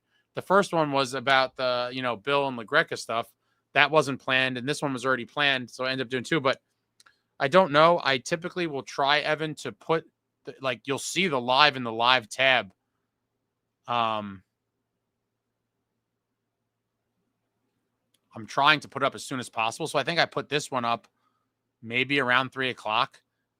So some I will have scheduled out further in advance, depending on what it is. But for the most part, I don't know till the day of, and sometimes I go on immediately with no sort of advanced warning. So I would definitely also suggest to put on the notifications if you enjoy the lives and don't want to miss them, but we'll see. I don't have Monday Night Live. What is isn't today's Monday? What do you mean Monday Night Live? This was kind of the Dougie-centric programming, even though, we did talk about tons of other stuff.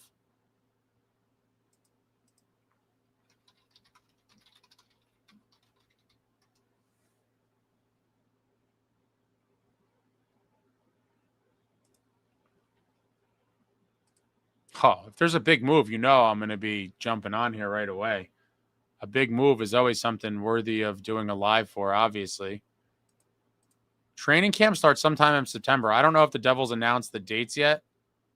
I haven't seen it yet, but sometime in September. You mean like a regular Monday night live stream? Just do them on Mondays, you're saying?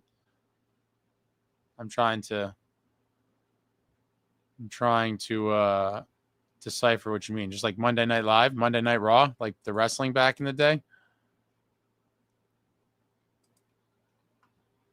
Got it. I missed it. They did announce the dates. I didn't see it. All right, guys, that's it. Hit the thumbs up. Follow me on everything. You're all the best. Appreciate everyone who came by at some point. Thank you to all the callers. Thank you to the people. And that's it, guys. I'm a little busted up right now. It's been a long day. And I'll be back soon. I have some really exciting stuff in the works for you guys. And trying to just keep the ball moving here and bring some worthwhile stuff in the offseason. Thank you all for watching. I love you all. Like, comment, subscribe, and all that jazz. Until next time, friends, let's go Devils.